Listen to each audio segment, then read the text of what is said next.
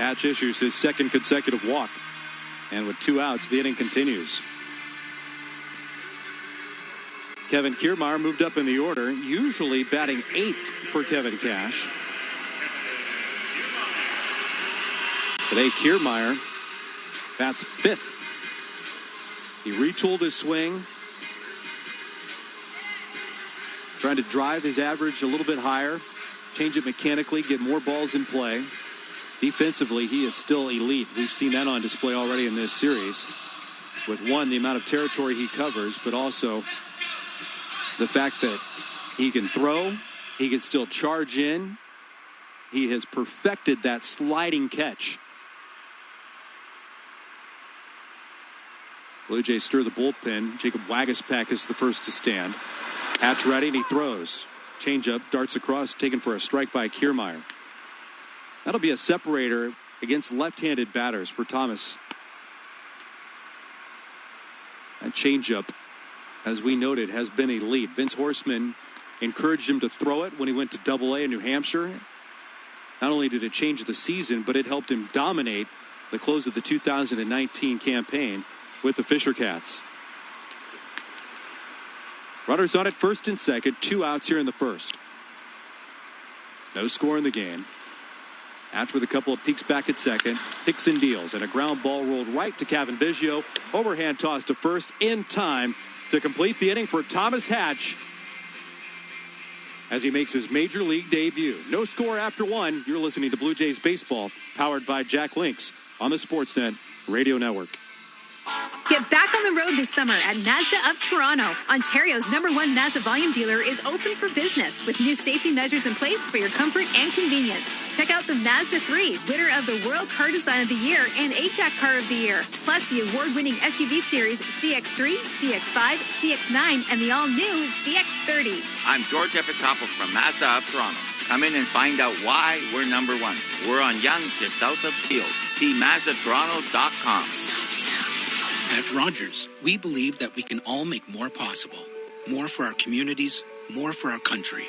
It's why in our 60th anniversary year, Rogers is doubling down on our partnerships with Food Banks Canada, Women's Shelters, Big Brothers Big Sisters, and many other community groups to make more hope possible and a better Canada possible. Because we don't want to get back to normal. We want to get back to better than normal. Learn more at rogers.com/the60project. Hi, let me explain how to shop for an all-new Subaru. Get a pen and paper to write this down. Go online, underline that, and stick it on your fridge. Because when you search for an all-new Subaru, they'll help you in all new ways, especially if you're a newbie. Connect online or one-on-one for everything you need. Your local Subaru dealer has your back with great finance rates, whatever they are. #crushing it. Find all new ways to safely shop at your Subaru dealer with rates from 0.5%. This is Toronto Blue Jays baseball. Deep right field. That ball's gone. Rowdy broke the scoreboard. On Sportsnet 590 The Fan. This second inning is being brought to you by your Ontario Honda dealers. From Baseball Control in downtown Toronto with Mike Wilner, I'm Ben Wagner. Scoreless through 1. Both teams threaten. 2-out rally snuffed out. Thomas Hatch and Blake Snell. They bent, but they did not break early. Danny Jansen, Brandon Drury, Anthony Alford. 7, 8, and 9 coming up for the Blue Jays.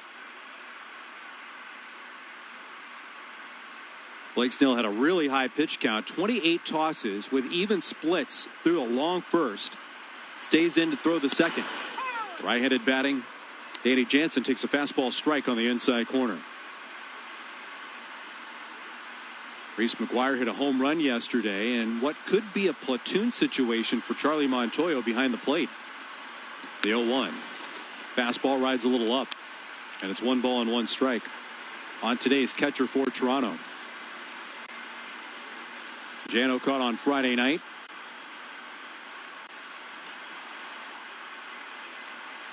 The 1-1 stays upstairs, and it's 2 balls and 1 strike.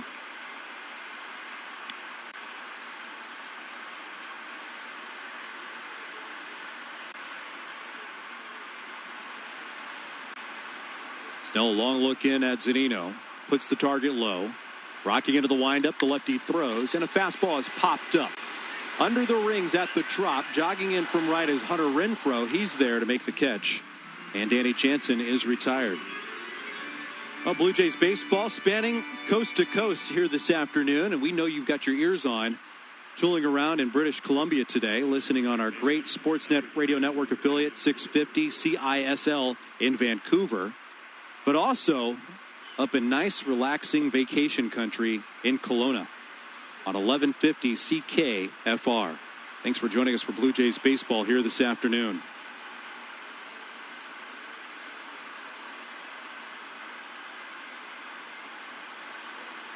Brandon Drury's season debut today.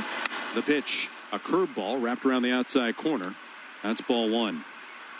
Charlie Montoya was asked about Brandon Drury in his conversation with the media earlier today. Technology being what it is, we saw all the faces without being in the same room. The 1-0 pitch. Fastball line to the left side and a base hit into left field for Drury. What rustiness. Brandon Drury's first at bat of the season. He whistles one through the open gate on the left side, and he's got his first hit of the season. One out base runner for the Blue Jays.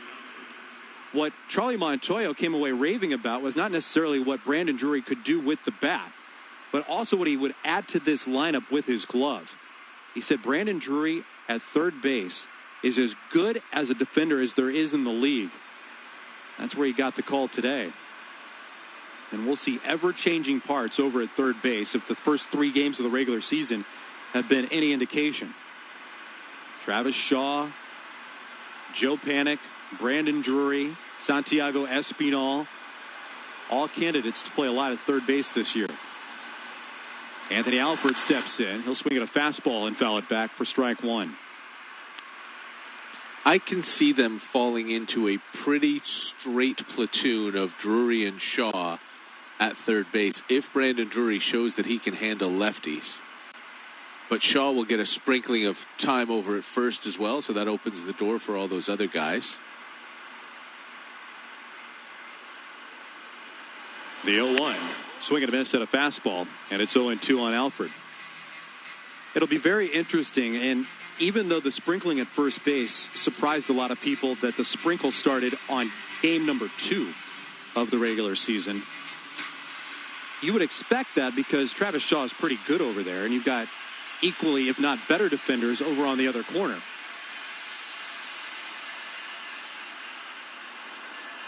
The 0-2 pitch. Swing and a miss at a 94-mile-an-hour fastball.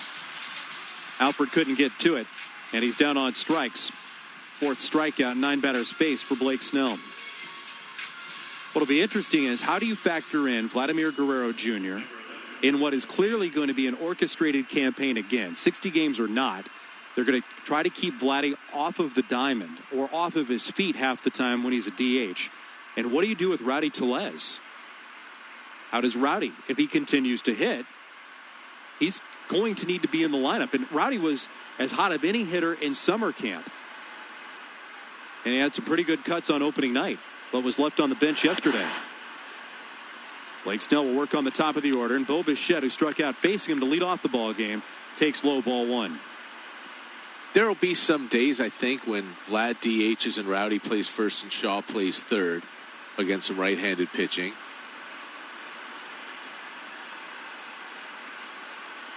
Runner at first, 2 down. The 1-0. Swing and a pop-up foul territory, twisting down the right line and out of play.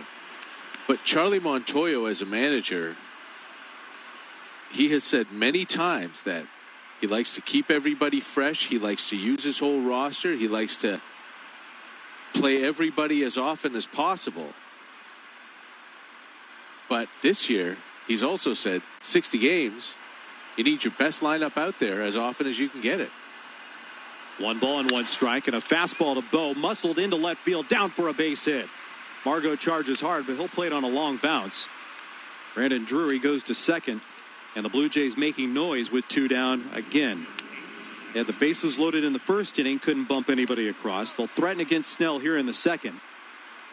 And Tampa Bay stirs that bullpen again, knowing that they're challenged by the Blue Jays and what traffic they've got on the bases, but also a rising pitch count for Blake Snell.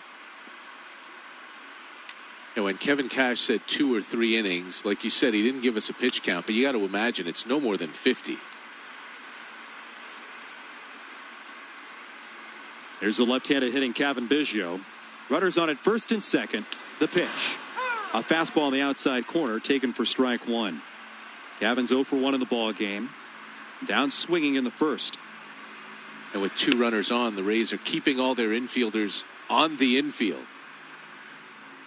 Second baseman Brandon Lau is maybe a step or 2 out onto the outfield turf. And Yandy Diaz is close enough to third to keep it runners advancing. Here's the pitch, and it's down in the dirt. Second time Mike Zunino's had a little bit of a hard time finding the baseball. He got to it earlier this time.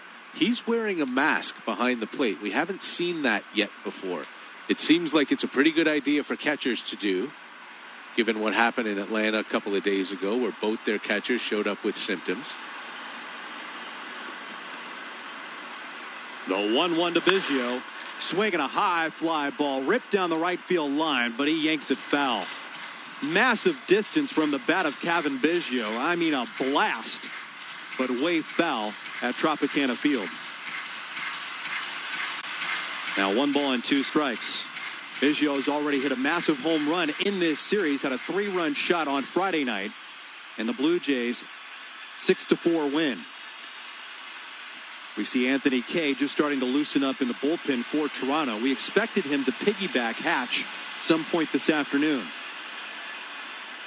Runners lead at first and second. Snell deals, and a slider down in the dirt, and it bounces away from Mike Zunino, who continues to fight every offering from Blake Snell. It rolls towards the on-deck circle of Toronto before he tracks it down. Easily stepping over to third base goes Brandon Drury, and Bichette follows him to second.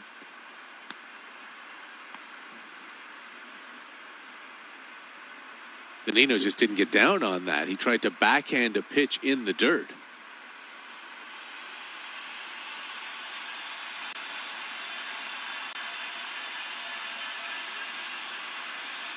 Blue Jays could score 2 with a base hit.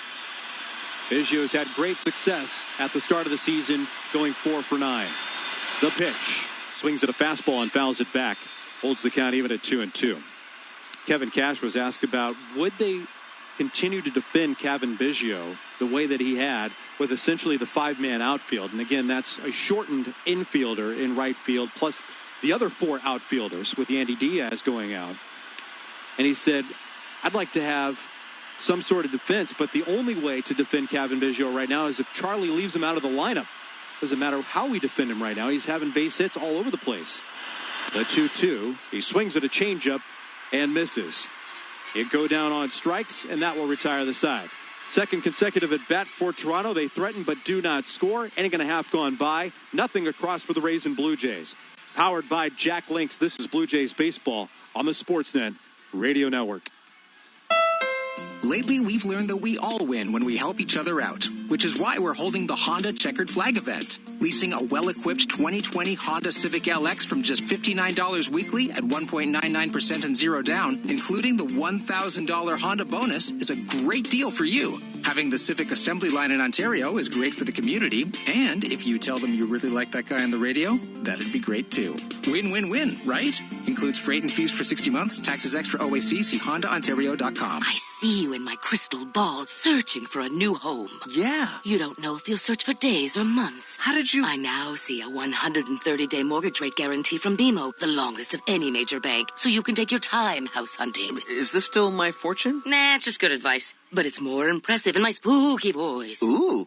When a bank gives you mortgage peace of mind, that's the BMO effect. Visit BMO.com. Plus, get up to $3,000 in a cash bonus with your new mortgage. Terms and conditions apply. Longest rate guarantee of any major bank as of March 1st. I didn't spend last weekend at my lakefront cottage because I don't have one. I was in the office meeting with clients who have had their long-term disability claim denied. My name is Aaron Waxman, and if your disability claim is denied for any reason, call me at 416-661-4878. And don't worry about upfront legal fees, because there are none. At my law firm, my team of lawyers only get paid when you get paid. And before you call, you should always remember that there are no bad questions. 416-661-4878 or on your cell phone at #LTD. This is Toronto Blue Jays baseball. A 2-out homer in the bottom of the 12th, and the Blue Jays have tied it up again. On Sportsnet 590 The Fan. Inside Baseball Control with Mike Wilner. I'm Ben Wagner. Home second for Tampa Bay in the series finale with the Blue Jays and Tampa Bay Rays still scoreless. 25-pitch first inning for Thomas Hatch in his Major League debut. He wheels and deals to Manuel Margot, and a fastball stays upstairs for ball one. Margot swapped from the Padres to the Tampa Bay Rays for Emilio Pagan. Rays let go one of their bullpen arms because, well, they're pretty well stocked. Hatch throws. Margot takes inside. 2 balls and no strikes on the Rays left fielder. Hunter Renfroe, Willie Adames set to follow. Mike Zunino bats ninth today as Thomas Hatch makes his Major League debut, backed up by Anthony Kay, who continues to loosen in the bullpen. The 2-0. Fastball in the top part of the zone, a called strike, and it's 2-1. For Thomas Hatch, yes, he was drafted by the Chicago Cubs. Yes, the Blue Jays traded David Phelps to Chicago for the promising prospect. But the connection to Toronto may have started earlier for him without even knowing it. Here's a ball rolled back up the middle. To his right, a couple of hard steps. Biggio will field, square up, throw on to first in time to retire the speedy Margot. Good job of footwork by Thomas Hatch, avoiding contact with that hot screamer that came right back up the middle. And Biggio had trouble getting it out of his glove, and as you mentioned, Margot can fly, so he rushed his throw, bounced it to Vlad, and Guerrero Jr. in that crouch picked up an in-between hop, a very difficult play for a first baseman in Vlad's second game in the major leagues at first base. 1 up and 1 down here in the second. Still no score. Hatch back into the line, and the pitch, swing and a tip-off foul at the plate for Hunter Renfroe, who gets strike one. That Blue Jay connection in the very early stages of Thomas Hatch, when he started to blossom into somebody that could go from collegiate pitching and was a standout while doing so to perhaps into the professional ranks. Who was that Blue Jay connection? Well, it was a coach in college at Oklahoma State. After his playing days went by him, Josh Halladay went in to be the coach at Oklahoma State and convinced Thomas Hatch that the Sooners were the best chance for him to be drafted and then maybe make the major leagues. The 2-1 pitch, swing and a miss, went after the changeup, and it's 2-2. In 1999, the Blue Jays used their 9th round selection to get Josh Halladay. It wasn't a long run in the minor leagues, only had a couple of seasons down on the farm. The 2-2 stays up and in. And it's 3 balls and 2 strikes now on Renfroe. If you wonder, Josh Halladay, and you think, well, is he part of the Halladay family? Well, Matt Halladay, yes. It's his brother. Matt had a tremendous season with the Colorado Rockies a few years back. St. Louis, here's a pitch by Hatch, and it clipped the outside corner. Strike 3 called. That was a veteran approach by Thomas Hatch on the hill, and he worked over Hunter Renfroe pretty well. Renfroe walks away shaking his head because he thought it was outside, but it was not, as a good slider. And beautifully received by Danny Jansen, which always helps when Vic Carapaza's behind the plate. Second big league strikeout for Hatch, 1 on a change, 1 on a slider. 2 down here in the second inning. Willie Adames the batter. The pitch, slider, swing and a miss for strike 1.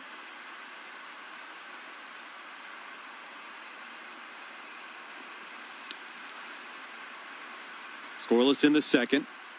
The pitch by Hatch. Bounce to the plate. 1 ball and 1 strike. The Halladay family is noted for being coaches, being great players. So no surprise that Josh and Matt were standouts. Their dad was a player and went on to be a big-time college coach. The 1-1. Swing and a miss. Good changeup. And it's 1-2. In fact, Josh coached at Oklahoma State when his dad was the head coach from 1997 through 2003. That was in the middle of Matt Halladay playing 15 years in between the Rockies and the Cardinals. The 1-2 pitch. Fastball hit in the air towards Grichuk in center field.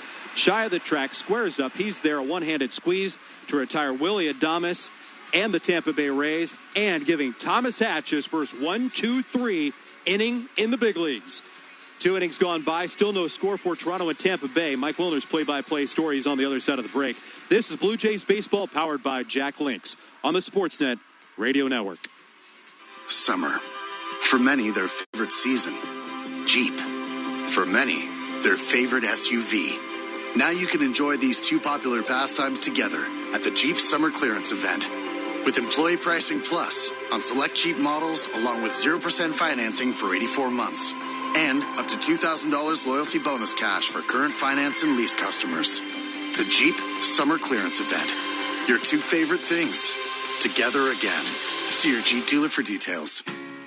Make the most of what comes next with a bank account that gives you more.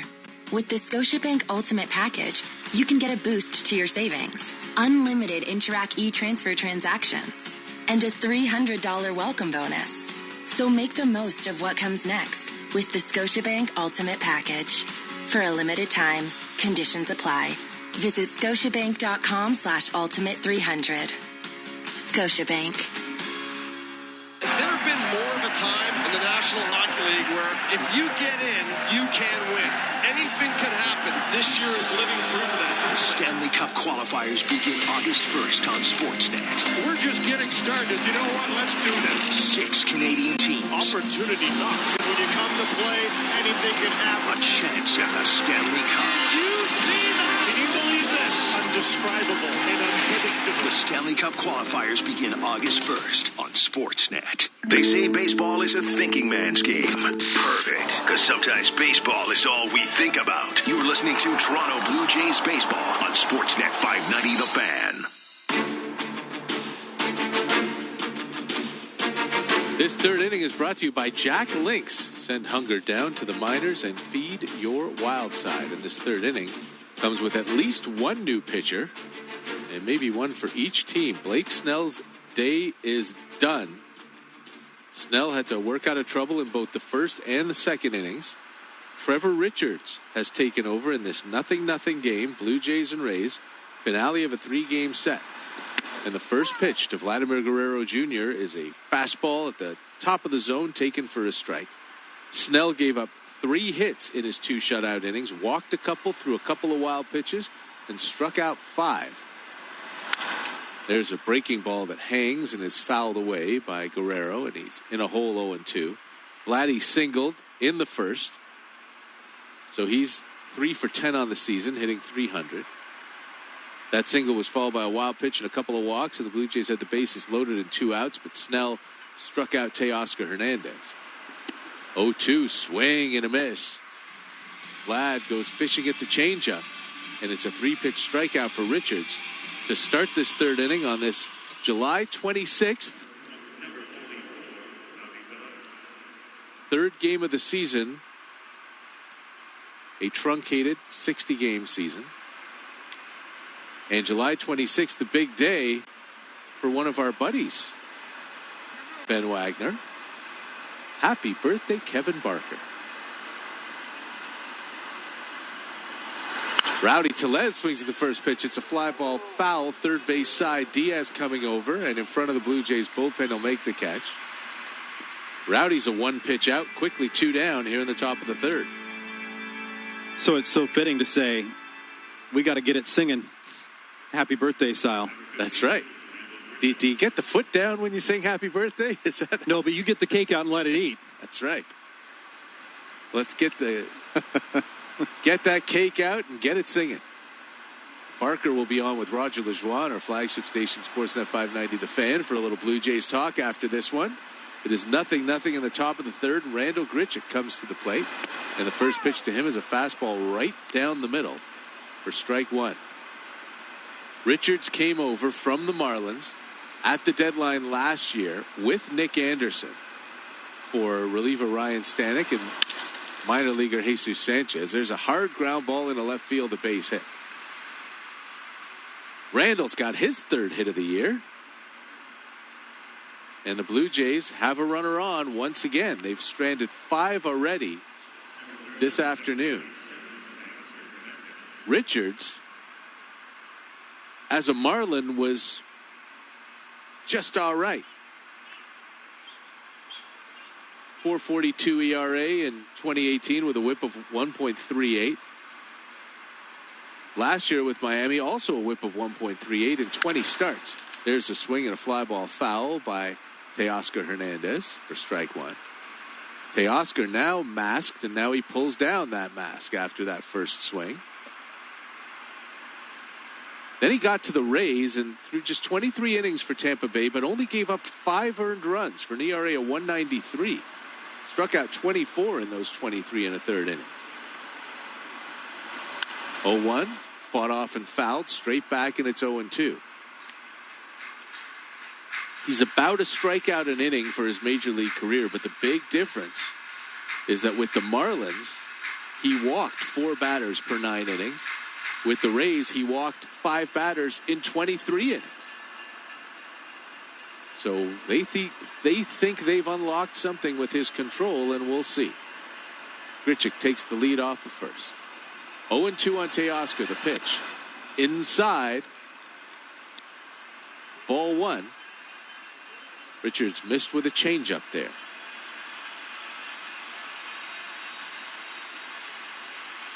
Nobody warming in the Blue Jays bullpen after that 14-pitch second by Thomas Hatch. We'll see if he comes out for the third. Anthony Kay and Jacob Waguespack have both been up.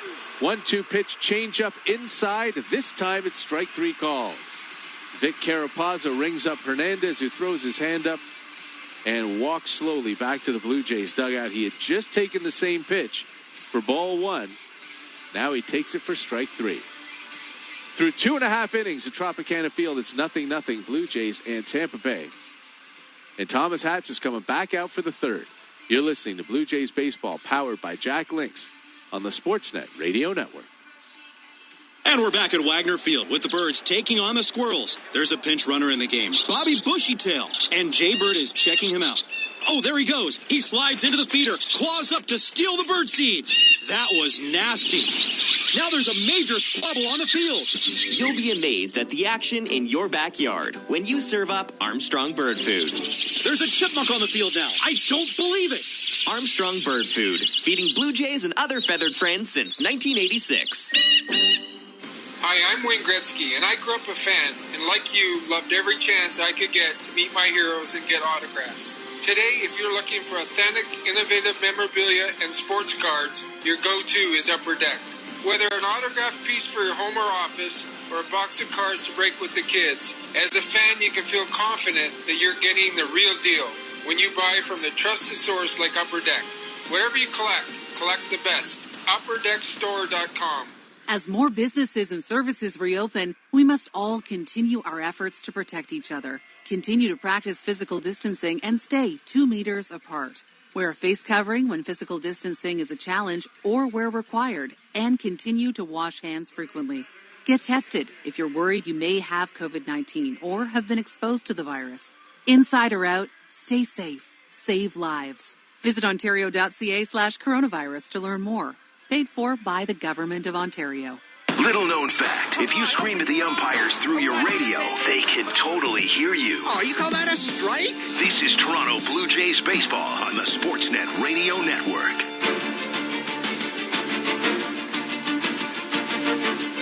They're at the Trop. It's the bottom of the third, and it's 0-0 Blue Jays and Rays, and that is a familiar story here in the third game of the season. It has been 0-0 through 3 in each of the first 2 games.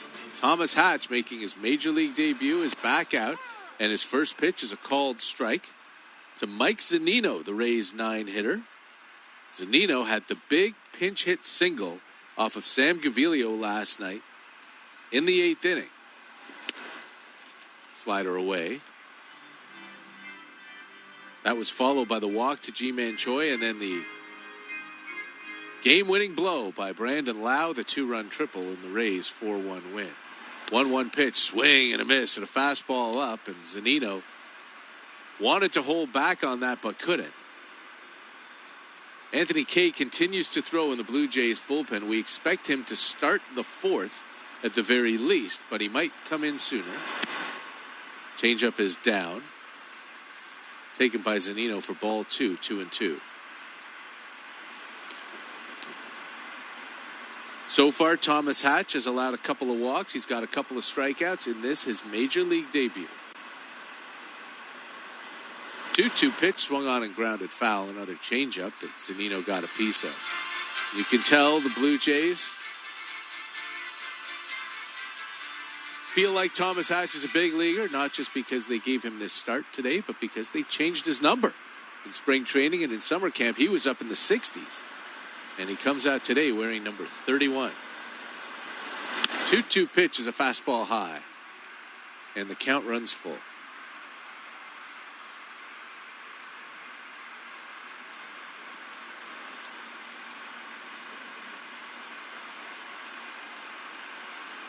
Blue Jays are off to Washington, D.C. after this game. Full count pitch is lined foul first base side towards that empty Rays bullpen. It was supposed to be a home and home with Washington. It will be a home and home, but all at Nationals Park. The Blue Jays will be the visiting team for the first 2 games. They will be the home team for the next 2. Full count pitch, strike 3 called. Fastball at the knees. Clips the bottom of the zone. Zunino can't believe the call from Vic Carapazza. That's a pitch that very easily could have been called low, but the strike box says it just nicked the bottom of the zone. And Thomas Hatch is going to go out with a smile on his face in his major league debut. He threw 47 pitches, 21 balls, and 26 strikes. And Charlie Montoyo's coming out to get him after 2 1/3 no-hit innings. 1 trip through the lineup for Thomas Hatch. Can't do much better than that in your major league debut. We finally saw a little emotion from Thomas Hatch. That smile was the first thing that he indicated that he had any sort of emotion to display. He was never rattled. He never stomped around. He never looked flustered whatsoever. He took every throw back from Danny Jansen, locked up to get back into the windup, and continued to deal. A lot to like about Thomas Hatch in his major league debut. Good for him. Thomas Hatch goes 2 1/3 no-hit innings, and he hands it over to Anthony Kay for the second trip through the Tampa Bay Rays lineup. Talking about the Blue Jays playing Washington starting tomorrow. Trent Thornton's going to get that start tomorrow night, and before the game today, Trent Thornton talked about today's starter, Thomas Hatch. I really can't even imagine, what that would be like, because, having my family there for me was super important, and it was one of the best experiences of my life, being able to share that moment, I had a ton of family there, so it was a really special thing. And, just to debut in general was awesome, and, I'm sure his family's super proud of him. And, it kind of hurts a little bit not to be able to share that moment with your family, like especially being on the field after the game and being able to talk to them. Like, yeah, you might be able to see them after the game, in the parking lot or something, but it's just not quite the same. So, you kind of, heart goes out for them a little bit, but, it is what it is, and you just got to be flexible. That's Trent Thornton talking about his experience in his major league debut, and he was absolutely surrounded by friends, family, decked in North Carolina blue, or families that, flew from all over the country, including his sister that came in from optometry school, his mom and dad traveling in from Charlotte, North Carolina. And his mom and dad hardly missed a start all of last year when he was in the major leagues. But this is how players are having to adjust, where friends and family can't be part of the experience in the ballpark. Some of them even having to stay socially distant outside the ballpark. Yeah, absolutely. Anthony Kay is on. He delivers a first pitch strike to Ji-Man Choi. And now the pitch is outside for ball 1. Ji-Man Choi, the big slugger, swings and misses 1 and 2.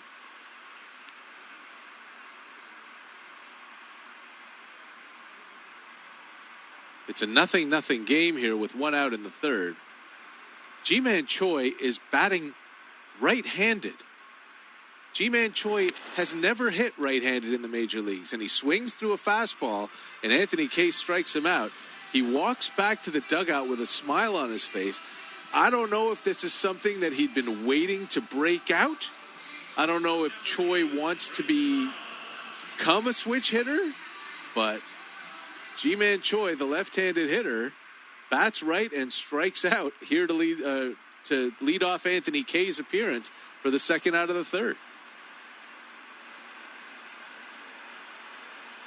I did a double take on my card. I'm like, where am I at in the order? Yeah, me too. Brandon Lau takes the first pitch up for ball one. I said Choi. I looked up. I saw a right-handed hitter. I thought, did they pinch hit? No, that's Choi. Isn't he a lefty? Yes. The 1-0 pitch is down and away, and it's 2-0. I've heard of guys abandoning switch hitting in their careers, in the midpoints of their careers. JT Snow did it. Pablo Sandoval did it for a while. The 2-0 curveball right on the inside corner. A gorgeous pitch, 2-1. I don't know if I know of anyone who started switch hitting mid-career.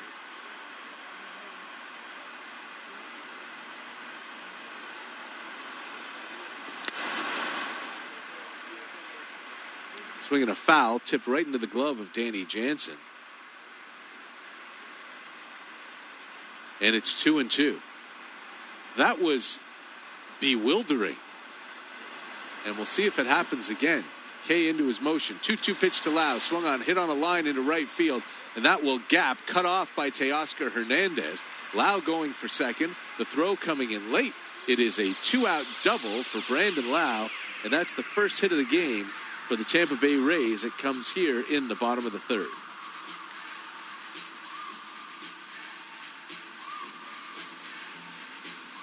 Anthony Kay on for Thomas Hatch, who provided 2 1/3 no-hit innings in his first major league start. Threw 47 pitches, 26 of them for strikes. Kay working here. Came over in the Marcus Stroman deal with Simeon Woods Richardson at the deadline last year. And this, Tropicana Field, is where he made his major league debut last season. Starting against the Rays on September 7th. Yandy Diaz takes the first pitch strike. Kay pitched well. He pitched well in 2 of his 3 big league appearances. It was a 5-3 loss to the Rays, but he gave up 2 runs on 4 hits over 5 2/3 and struck out 8. 0-1 pitch is low. 1-1 on Diaz, a right-handed hitter who is hitting right-handed. Yandy, we've seen wear a mask below his mouth, sort of around his chin as he hits. Right now it's pulled up below his nose. Look back at the runner on second. The 1-1 pitch, swing and a miss. Very late on that fastball by Anthony Kay at 93 miles an hour. Anthony's cut his hair. No more long flowing locks.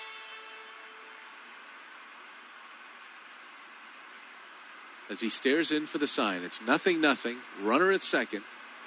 2 out in the third. Here's the pitch. Swung on line into right field. Right at Teoscar Hernandez, who will make the catch a few steps in front of the track. And the inning is over. That's the hardest hit ball of this game, but right at the Blue Jays right fielder. And it ends the third and keeps it 0-0. You're listening to Blue Jays Baseball, powered by Jack Links on the Sportsnet Radio Network.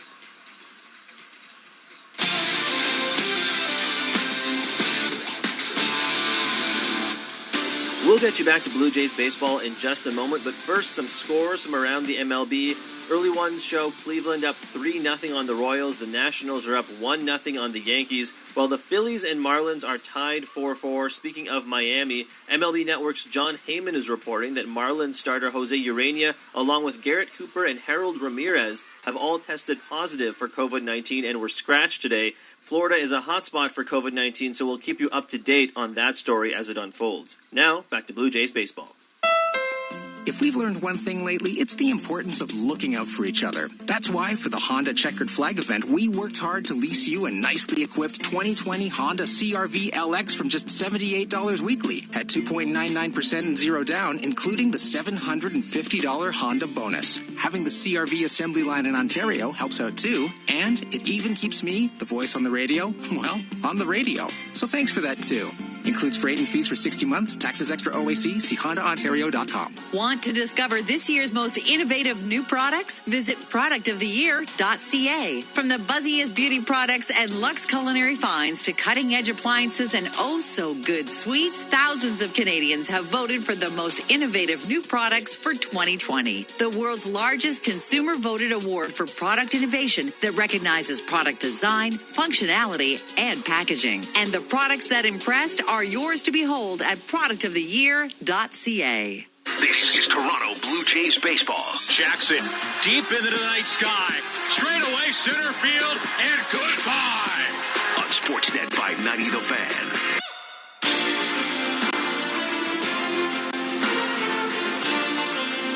Fourth inning action, Tropicana Field, and Trevor Richards delivers first pitch to Danny Jansen. That's low for ball one. With Ben Wagner, I'm Mike Wilner. Tom Young here with us as well. Thrilled to be back to bringing you Blue Jays baseball. It's 0-0 in the top of the fourth in this rubber match. Jansen swings and fouls a pitch away, and it's 1-1. Danny 1 for 4 to start his 2020 campaign. Did not play yesterday in the Blue Jays 4-1 loss. 1-1 pitch to him is scooped out into left field. Manuel Margot will go towards the line, and crossing over the foul line makes the catch. A fair ball, says third base umpire Hunter Wendelstedt. Danny Jansen is retired. There's one away.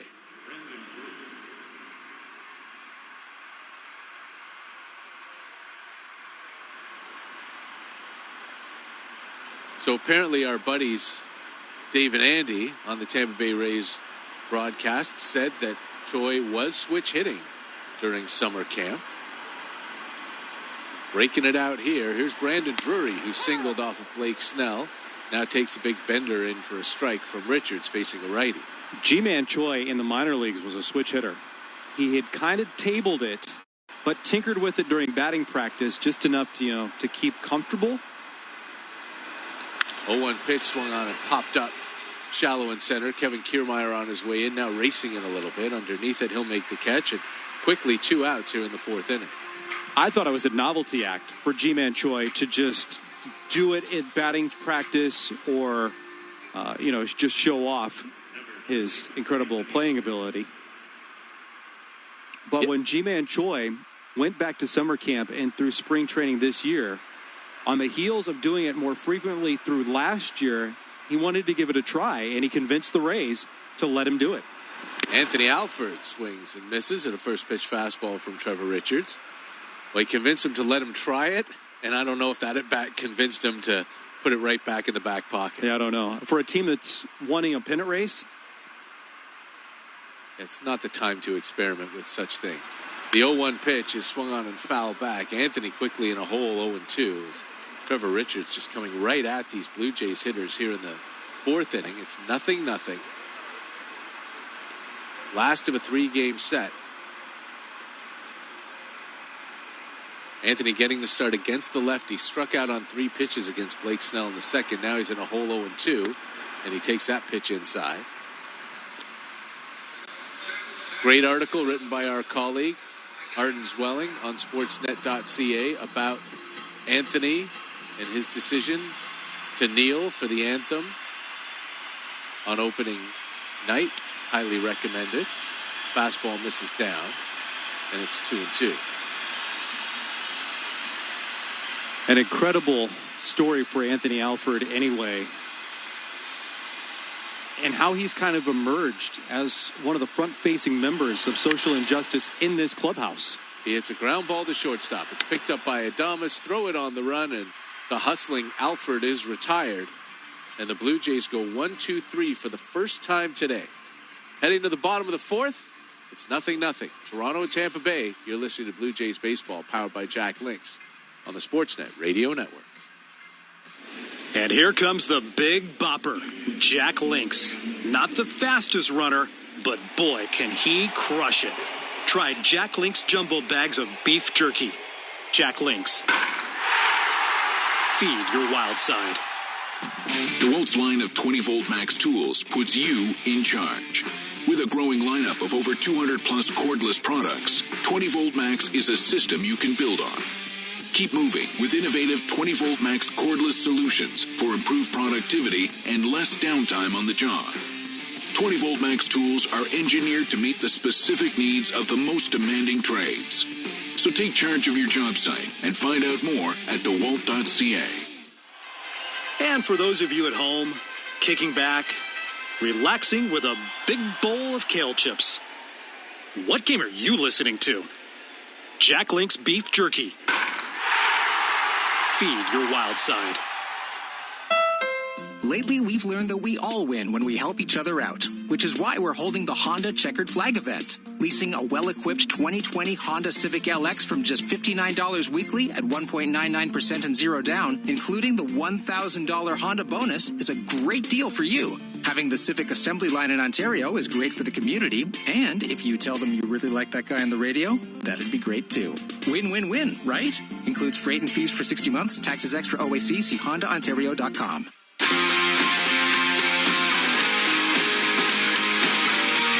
This is Sam Gaviglio. You're listening to Blue Jays Baseball on the Sportsnet Radio Network.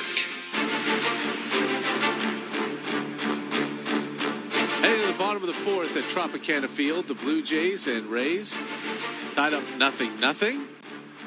Mike Wilner and Ben Wagner here from Baseball Control in Toronto, where we will be broadcasting every Blue Jays game this season.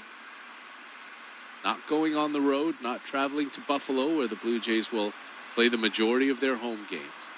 Here's Jose Martinez against Anthony Kay. And the first pitch fastball is up and in. Kevin Cash, the Rays manager, knew that Thomas Hatch was not going to pitch deep into the game, and he knew that Anthony Kay was going to follow. So I wonder if he stacked his lineup appropriately. The pitch is a fastball that misses just in 2-0. I think maybe that's why Kevin Kiermaier was hitting fifth, get him that at bat against the righty early, and maybe why Hunter Renfroe is hitting seventh in case Hatch only went 6 batters through. But Thomas Hatch did go one time through the order as Anthony Kay delivers a changeup for a strike, and it's 2-1. Same conversation could have been had for Charlie Montoyo today, knowing that Blake Snell was likely only to go 2, maybe 3 innings max. 2-1 pitch, strike called, 2-2. The difference is Cash put Kiermaier up fifth to get him the at-bat against the righty, and Renfroe seventh, while Charlie Montoyo put Brandon Drury and Anthony Alford 8th and 9th.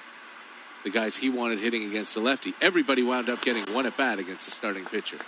The fastball moves in, and it's 3-2. Bichette and Biggio, the only hitters in this entire game on either team to see the starting pitcher more than once. Full count now to Jose Martinez. Here it comes. It's swung on and foul back. They tried another change and almost got Martinez, but he just got a piece of it.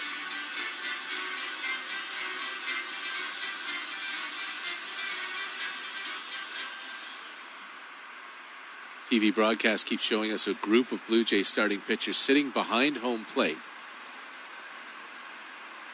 Not everybody's in the dugout. They want spacing and distancing. The 3-2 pitch. Swing and a miss. Got him with a high fastball. Good pitch by Anthony Kay. Right up and in, and Martinez could not lay off. Anthony's got a couple of strikeouts now among the 3 outs he's recorded. It's Ryan Borucki, Trent Thornton, Matt Shoemaker, and Chase Anderson who are gathered in a group. Watching Anthony Kay work from an unusual vantage point for them. In the seats at the Trop behind home plate. Kevin Kiermaier now takes the first pitch fastball, and it's up. The ball 1. It's a 0-0 game. The Blue Jays and Rays in the bottom of the fourth at the Trop. 1-0, breaking ball in for a strike.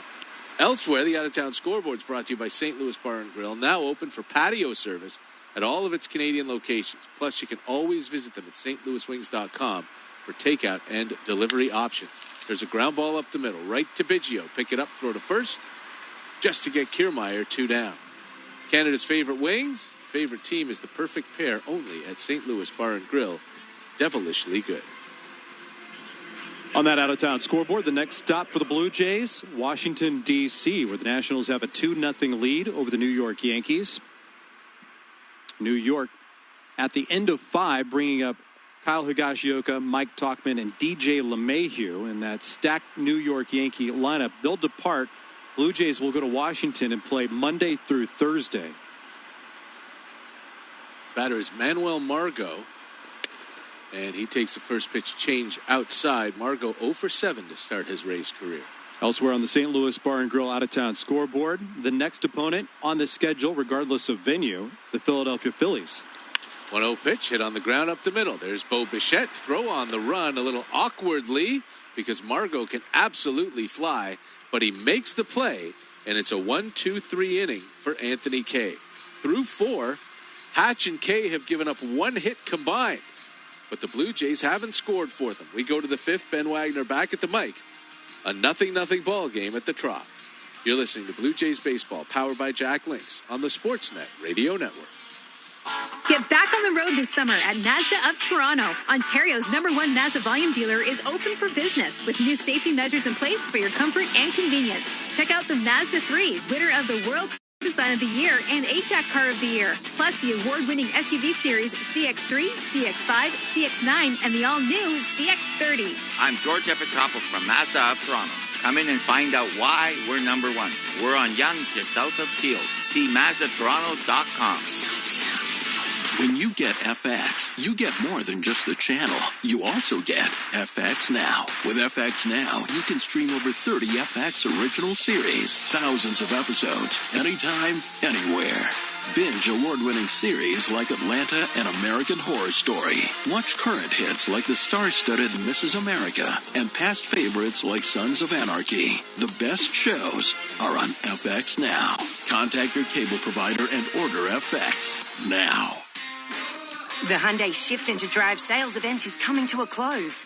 You have until July 31st to take advantage of 0% financing and our 6-month payment deferral option on all new models, like the Up for Any Summer Adventure Tucson or the tech-savvy Connected to You Elantra. Visit your local dealer today or shop online from the comfort of your home with Hyundai Express Shopping. Visit your dealer or HyundaiCanada.com for details. Conditions apply. That farm system everyone's been talking about is showing real growth. Get ready to see some cream of the crop. Toronto Blue Jays baseball on Sportsnet 590 The Fan. Back at Tropicana Field, Bo Bichette ambushes the first pitch from Trevor Richards and lines it in the air out to right field, sinking quickly, charging in, and a catch is made by Hunter Renfroe. Bo Bichette becomes out #1 very quickly to start off the 5th inning, where there is no score between the Rays and the Blue Jays. Here today, next to Mike Wilner, I'm Ben Wagner. We're at Baseball Control in downtown Toronto, where the Blue Jays and the Rays look for some offense. We have seen early portions of games in Game 1 and Game 2 sit scoreless, and all the action happening late.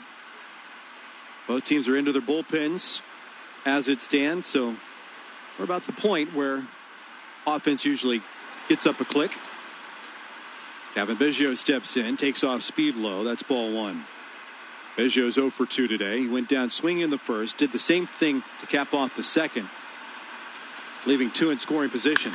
The pitch to Biggio, swings at a fastball and pops it up. Shallow and left, moving forward, Yandy Diaz, the third baseman who went out into the 4-man outfield. Diaz screaming for it, and he makes the catch. My apologies. That was Margot. Margot made the catch. Welcome to Baseball 2020 off a screen. That's the thing. We're working off a screen here, so we can't see where the players are moving well enough before. And Yandy Diaz had gone out to play left in that 4-man outfield a few times, but this time it was Brandon Lau who went to right center. Vladimir Guerrero Jr. steps in. He'll take a fastball strike, picking the outside corner. Vladdy's got one of the 4 hits for the Blue Jays today, a first-inning single that started a 2-out rally, but after back-to-back walks, Teoscar Hernandez went down swing. Blue Jays threatened in the second, had 1 aboard in the third. Their only 1-2-3 at bat was the 4th. Vladdy takes inside, and it's 1-1. Righty on righty, and the pitch. Grounded towards the middle of the diamond, and that bounces against the shift into center field, a base hit. Lau is flanked off towards the middle of the diamond, right behind second base, and that was just far enough right for Vladdy to send about a 17-hopper through to get his second hit of the afternoon. And it's something we've seen Vlad do so often, and he's so good at. And I wonder how much of that affects that number where people say he hits the ball on the ground too much. He does, but when they give it to him, he takes it, and those are a lot of ground ball hits. Rowdy Tellez steps in, take a fastball high. That's ball 1. Rowdy walked his first time up, batted in the third, and popped to the third baseman, Yandy Diaz. Runner at first base in a slight shift. Brandon Lau pushed out into shallow right field. The pitch. Broken back grounder right into the shift. The shortstop Willie Adames is there from the bright shoes. A throw to first in time. Rowdy Tellez is retired. The Blue Jays down.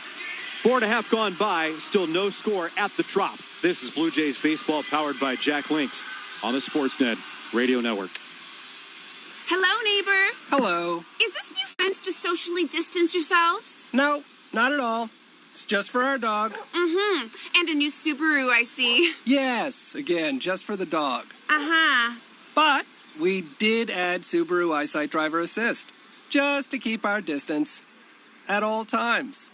Visit your local Subaru dealer online for our incredible lineup of top safety picks. With rates from 0.5%, make an appointment to safely shop for an all-new Subaru today. It's all about the talent on City TV. This is an audition I will never forget. The judges. I loved it. It just blew my mind. The prize. This is the biggest talent show in the world. The show. This is what I want to see when I watch America's Got Talent. Without people like you, we have no show. It doesn't get any better than this. Oh, you blew the roof off the town. America's Got Talent. Tuesdays, 8, 7 Central on City TV or stream live at citytv.com. If we've learned one thing lately, it's the importance of looking out for each other. That's why for the Honda Checkered Flag event, we worked hard to lease you a nicely equipped 2020 Honda CR-V LX from just $78 weekly at 2.99% and 0 down, including the $750 Honda bonus. Having the CR-V assembly line in Ontario helps out too, and it even keeps me, the voice on the radio, well, on the radio. So thanks for that too. Includes freight and fees for 60 months, taxes extra OAC, see HondaOntario.com. This is Toronto Blue Jays baseball. The second grand slam for Vladimir Guerrero Jr. It was an absolute no-doubter. On Sportsnet 590, The Fan.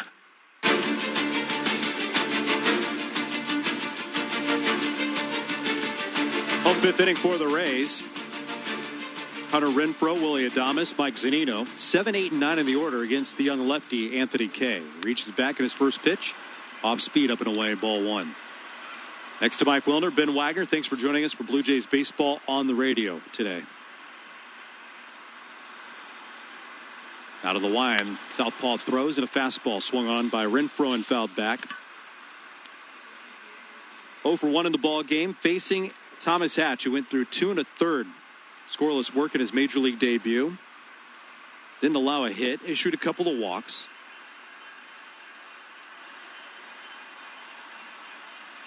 The 1-1. Tails inside. It's 2 balls and 1 strike. Kay took over in the third inning, tossed a 1-2-3 fourth. Here he is in the fifth with action behind him as Jordan Romano starts to loosen up. The pitch to Renfroe. Tapped weakly towards the shortstop, charging in. Bichette handles on a backhand, chest-high hop, throws to first in time. Guerrero had to leave the bag, stepping on the inside part of the cushion to slap the tag on the passing Renfroe to get the first out. First time we've seen Vlad have to do that, and he handled that perfectly. Bo Bichette has been really rushing his throws today, and he's made a couple of bad ones. The Rays do have a ton of speed, especially in this part of the order with Kiermaier, Margot, and Renfroe. They can all fly, but Bo's clock seems to be running a little quick today. 1 up and 1 down, still scoreless between the Rays and the Blue Jays. Kay rips a curveball across the outside corner. Willie Adames in the hole 0-1. And with that clock out of sync, that means everything else happens out of sync too, including one of the more dangerous plays a first baseman can make, and that's leave the bag at first into the crossing base runner's line. It just tapped off foul at the plate, and it's 0-2. Bo was rushing, so he pulled Vlad off the bag, but also because he was rushing, he got the throw there fast, so Renfroe hadn't gotten there yet, so you don't have that scary part, but, I mean, that is a scary thing. The 0-2, change up away. Just ask our Sportsnet colleague Cliff Floyd what can happen when ball and base runner get there at the same time. Floyd lost a year of his major league career with an exploded wrist, reaching out to catch a throw into a runner. The 1-2 pitch hit hard on the left side. Low one hopper to Bichette. Easy play on to first, and there are 2 down. That means Cliff Floyd, without a year of play, was on the injury report a lot. And it's being brought to you by Sokoloff Lawyers. Have you been seriously injured in an accident and don't know your rights? Don't let your insurance company play hardball with you and your family. Let Sokoloff Lawyers go to bat for you. All they do is personal injury. Don't put it off. Call Wendy Sokoloff or visit areyouhurt.ca. Blue Jays got healthier today. Off the injured list, Brandon Drury activated in the lineup, playing at third, already with a base hit. Mike Zunino, veteran backstop, swings through the first fastball, and that's strike 1. What else have we noticed on that injury report, Mike? Well, this afternoon, the Twins are playing in Chicago against the White Sox, and Ronaldo Lopez started for Chicago, but had to leave in the first inning. Zunino takes high. Clearly wasn't right. He gave up a grand slam in the inning to Jake Cave, and then a single to Luis Arias after that, and came out hurt. Kay misses with a cut fastball away. We don't know yet what the injury is, but he threw 40 pitches in that first inning and left wincing in pain with the trainer. 2-1, down and in. The White Sox already without Michael Kopech, who has opted out of the season. They're supposed to make some noise in the AL Central this year. Pitch to Zunino. A swing and a miss at a fastball. And also on the injured list, though I guess this one's a bit of a stretch, Larry Walker's feelings. He was supposed to be inducted into the Hall of Fame in Cooperstown today, along with Derek Jeter. It was going to be a great day for baseball in Canada. 3-2 pitch. Zunino breaks his bat, skies one to left. Anthony Alford is there, makes the catch, and Anthony Kay has retired 7 in a row. We are through 5 at Tropicana Field. There is no score between Tampa Bay and Toronto. This is Blue Jays baseball, powered by Jack Links on the Sportsnet Radio Network. Welcome to Wagner Field, and here's tonight's starting lineup. Leading off is Armstrong Brilliance, sure to bring colorful Cardinals to your backyard feeder. Up next, Armstrong Jays Blend, the feed that Jays just can't resist. Finally, it's Finches for Days with Armstrong Gold Standard. You'll be amazed at the action in your backyard when you serve up Armstrong's lineup of premium blends. We're in for a big game tonight. Fans are tweeting about it already. Armstrong Bird Food, feeding Blue Jays and other feathered friends since 1986. With all your sports currently on ice, Upper Deck wants to get you back in the game. Bring your favorite teams and players right to your desktop with Upper Deck E-Pack. Rekindle your love of collecting and trading with game-used jersey and autograph cards, Young Gun rookies, and exclusive E-Pack achievements. Head to UpperDeckEpack.com and buy, open, collect, and trade your favorite cards from home. You can purchase and open actual packs online and get your cards shipped to you at any time. And you'll love this. Get a free pack every day just for logging on. Collect the best. UpperDeckEpack.com. Lately, we've learned that we all win when we help each other out, which is why we're holding the Honda Checkered Flag event. Leasing a well-equipped 2020 Honda Civic LX from just $59 weekly at 1.99% and zero down, including the $1,000 Honda bonus, is a great deal for you. Having the Civic assembly line in Ontario is great for the community, and if you tell them you really like that guy on the radio, that'd be great too. Win-win-win, right? Includes freight and fees for 60 months, taxes extra OAC, see HondaOntario.com. Hitters can only brace, buckle, then walk back to the dugout. His change is one of the best in the game. Hyunjin Ryu and the Toronto Blue Jays play here on the Sportsnet Radio Network.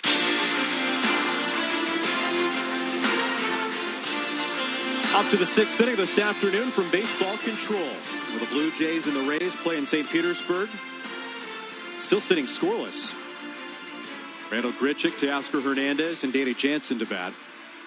Trevor Richard, the right-hander in relief of Blake Snell, continues to twirl, and his first pitch to Grichuk, a fastball in the top part of the zone for strike one. Grichuk aboard twice today. Walked his first time up and then singled. The pitch. Laced to left field. That's down for a base hit. Tight near the line. A long bounce cut off by Margot.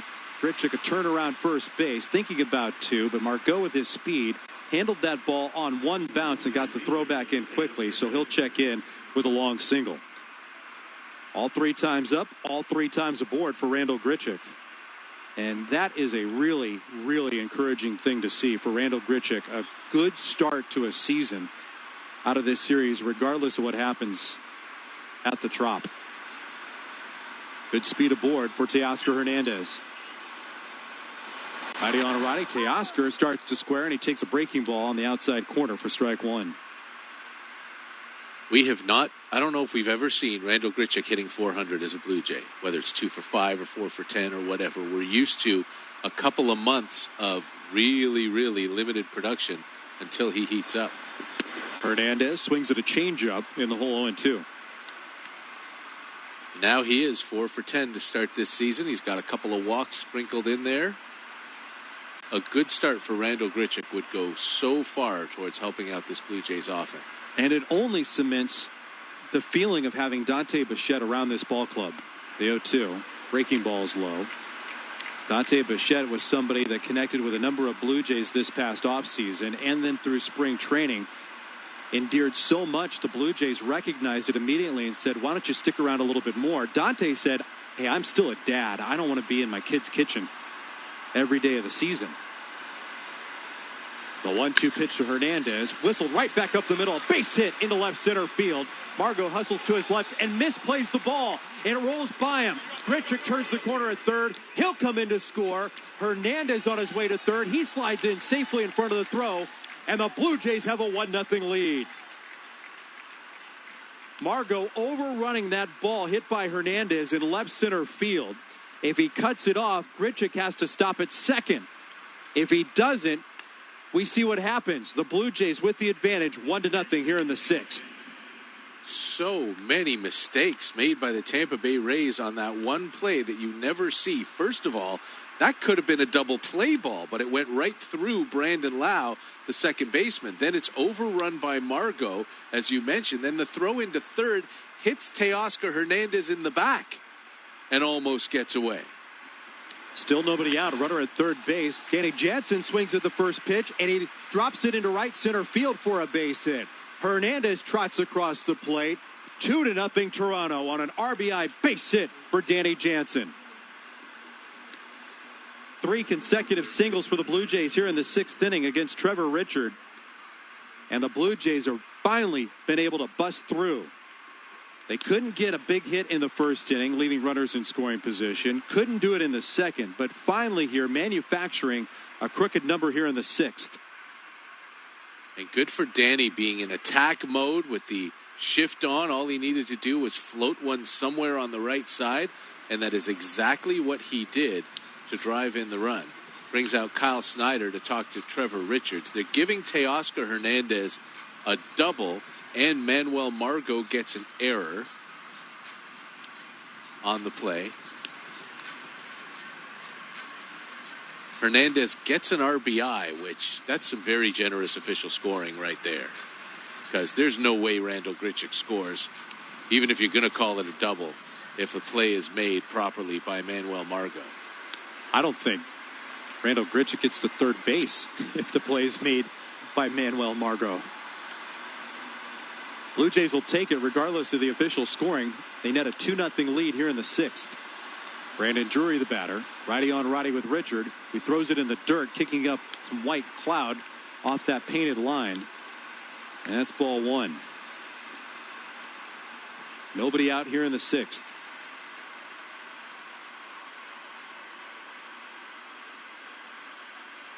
Runner at first. The pitch by Richard. Changeup and a half swing by Drury. Called for going around. 1 ball and 1 strike. With the 2-0 lead here, even though Brandon Drury is not a great option hitting against a right-handed pitcher, he is a great option defensively. So Charlie Montoyo lets him take this at bat in order to keep the glove around. The 1-1, chopped away foul at the plate, and it's 1 ball and 2 strikes. A left-handed batting option, which would just be easily placed back at third base, would be Joe Panik. Travis Shaw as well. They can both handle it, and both very good defenders over there.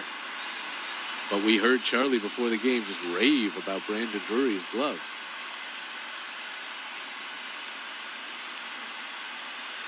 Blue Jays leading 2-0 here in the 6th.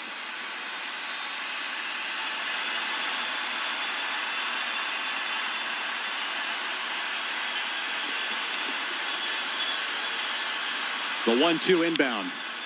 Bounced away foul outside third. Stays 1 ball and 2 strikes.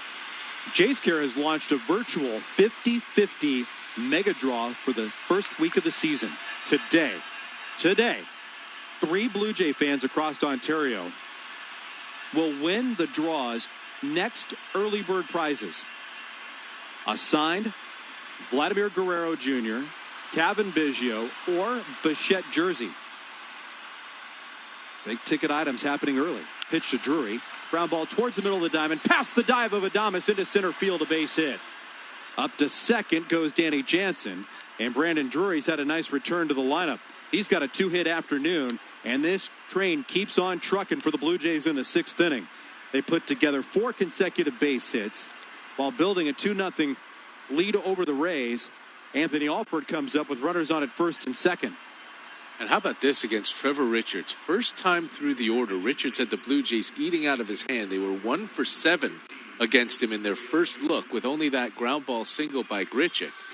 In the second look at Trevor Richards, the Blue Jays are 4 for 5. And now Kyle Snyder's coming out, or pardon me, it's Kevin Cash coming out to take the ball.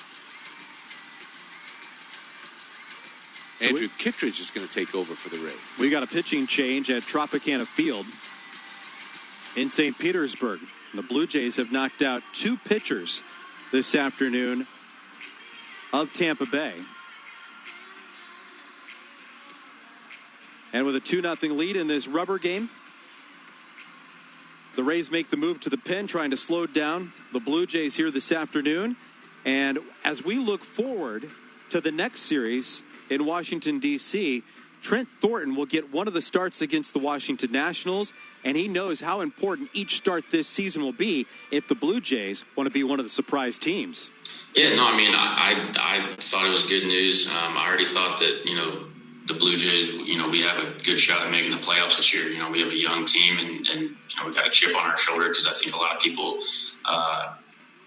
don't really have the highest expectations for us this year, but I think we have a good group of hitters and position players, and our pitching staff has gotten a lot stronger. So I think we're going to come out and surprise a lot of people this year.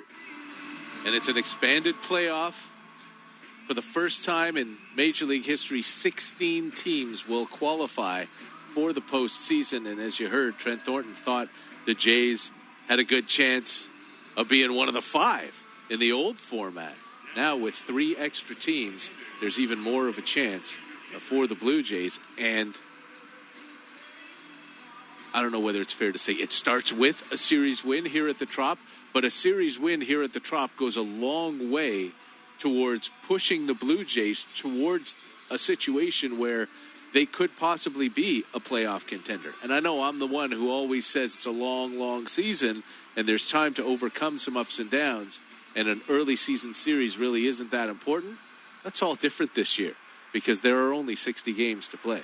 Every ball game, every opportunity to get a win magnified. A lot of the reason Friday night was managed the way it was by the bullpen. Another reason why Sunday afternoon we saw Jordan Romano up early. 2-0 Blue Jays in front, continuing to threaten the Rays here in the sixth with nobody out. Runners on at first and second. Anthony Alford pulled back to the bench, and Lourdes Gurriel Jr., who is out of the lineup today, comes in to pinch hit. The pitch by Kittredge going righty on righty is a fastball across the knees for strike one. Gurriel has been a question mark over the last couple of weeks. He was part of the Dunedin 12 that were left behind when summer camp originally had opened up. Left the lineup in a summer camp inter-squad game with a sore left side. The 0-1 pitch turns on a fastball and rolls it foul wide of third. And it's no balls and 2 strikes. Didn't start on opening day, but did take batting practice and went through some pregame routines. Manager Charlie Montoyo, though, provided some encouragement about him being in the lineup on Saturday, which he was. But then Gurriel wasn't in the lineup here on this Sunday afternoon when the lefty was starting. But he said perhaps later in the game he could pinch hit. It's later in the game, and here he is. No balls and 2 strikes. The pitch. He swings at a slider and lines a base hit into left field. Jansen runs towards third. He'll get the stop sign from Luis Rivera. The Blue Jays continue their assault on Ray pitching here in this 6th inning. They have now put together 5 consecutive base hits. The bases are loaded, still nobody out, and the top of the order with Bo Bichette coming around. This is what we hope to see from this Blue Jays offense. Yesterday, they only scored 1 run. And today, off to that slow start, not scoring through the first 5 innings. And we're looking at ourselves here and saying, we did not expect the Blue Jays to struggle to score runs this season.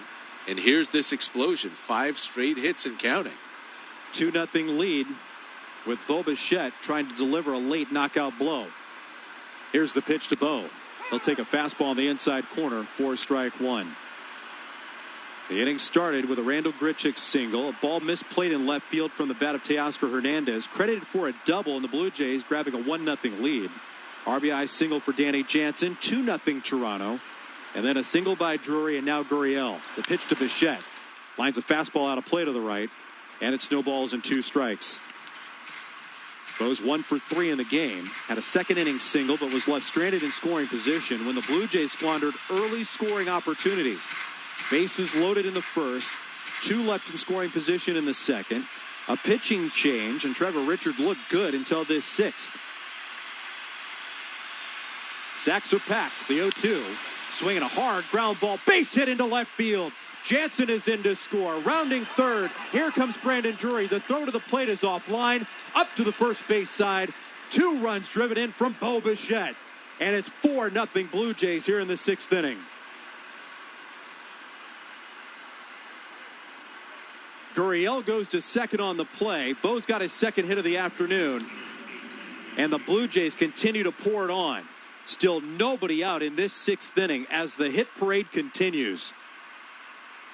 Well, Kittredge did what he wanted to do. He threw a good slider, and he got Bo to hit the top of the ball and hit it right into the ground, but right between the shortstop and the third baseman, and hit awfully hard. Good job by Bichette, and the Blue Jays are getting some work in here as Aaron Loop throws in the bullpen for Tampa Bay. He might be getting ready for Rowdy Tellez. Kevin Biggio is the batter. Left-handed hitter against the righty. Kittredge exhales and throws. Missed with a fastball outside for ball 1. Kevin's had a quiet night for the first time after a great start to the season, including a 3-run home run in the opener on Friday. Another couple of hits yesterday. But today 0 for 3 with a couple of strikeouts. Runners on at first and second. Nobody out. Another Kittredge fastball outside. And it's 2-0.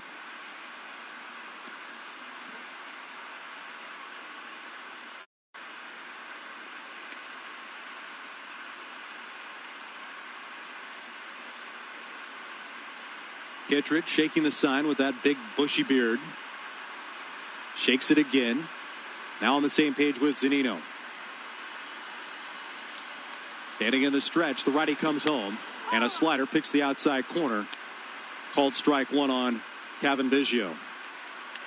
Kevin Biggio, part of those early bird fan prizes in the Jays Care 50-50 mega draw. Signed Guerrero, Biggio, or Bichette jersey. You can get your tickets online right now for a chance at the autographed jerseys and the grand prize of the rolling jackpot. A swing and a pitch down to the dirt.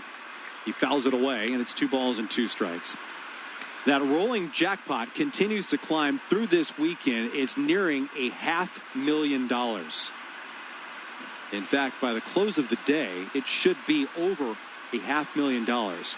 It's climbing towards $490,000 as we speak. Runners on at first and second. The pitch. And Biggio hits a smash towards first base. Played on a short hop by the first baseman, Ji-Man Choi. Long throw to second in time. They'll take off the middleman on the fielder's choice. Bichette thrown out 3-6. Cavan stands at first, and Gurriel moves down to third. So runners on the corners after the Rays finally get their first out of this really long at bat for the Blue Jays in the 6th. 7 batters in, and a Blue Jay is finally retired.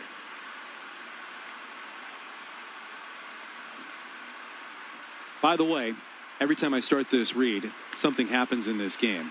So let's get this in for Vladimir Guerrero Jr. Don't miss out. Go to BlueJays.com/5050. BlueJays.com/5050. Okay, Vladdy, do your thing. Runners on the corners, and he swings at the first pitch, hits it sharply towards the middle. Adames with a smothering stop, goes to second for 1, throw to first in time to retire this side on the inning-ending double play. Kittredge was begging for something on the ground and for his defenders to suck it up. They finally got one on the ground, get the inning double play, but not before the Blue Jays string together consecutive hits and take a 4-0 lead into the middle of the 6th inning. 4-0 Toronto over Tampa Bay. This is Blue Jays baseball powered by Jack Links on the Sportsnet Radio Network. And we're back at the kitchen cupboard. Just as bare as it was last inning, that'll teach you to stock up on Jack Links beef jerky. Jack Links. Feed your wild side. It's time. It's time to put joy back in joyrides. It's time to roll down the windows and turn up the volume. It's time to put life back in drive. Because right now at Toyota, you can lease a 2020 Corolla from $61 weekly for 60 months at 2.69% APR. And, as always, our advanced safety features come standard. So if you're in the market for a new Toyota, visit shoptoyota.ca or contact your local dealer. We're ready when you are. At Rogers, we believe that we can all make more possible. More for our communities, more for our country. It's why in our 60th anniversary year, Rogers is doubling down on our partnerships with Food Banks Canada, Women's Shelters, Big Brothers Big Sisters, and many other community groups to make more hope possible and a better Canada possible. Because we don't want to get back to normal. We want to get back to better than normal. Learn more at rogers.com/the60project. And here comes the big bopper, Jack Links. Not the fastest runner, but boy, can he crush it. Try Jack Links jumbo bags of beef jerky. Jack Links. Feed your wild side. This is Toronto Blue Jays baseball. A walk-off winner for Teoscar Hernandez. His second home run of the game. On Sportsnet 590 The Fan. Baseball is back. The MLB app is the place to get all your baseball action, in-game video highlights, live pitching, breaking news, player updates, stat leaderboards. And the first pitch of this inning is hit in the air out to deep left center field by Ji-Man Choi. And it's going to sail over the head of Lourdes Gurriel Jr. into the seats for a leadoff home run in this 6th inning. Blue Jays just scored 4. The Rays get one right back from Ji-Man Choi. Ji-Man Choi came to the plate early in this ball game and batted right-handed. And here's Ji-Man Choi coming to the plate against the lefty Anthony Kay. What's he do? He goes back to the right-handed batter's box, which he's done now twice in his major league career. Both times today. Awkward swing at his first at bat, home run contact in his second. He's got Tampa Bay on the board. I take back everything I said about him as a switch hitter in that 3rd inning. He did not look good at the plate in that first at-bat right-handed, but he powered up right there. How about that? Blue Jays in front 4-1, bottom 6. Brandon Lau takes low and away. Evens his count, 1 ball and 1 strike.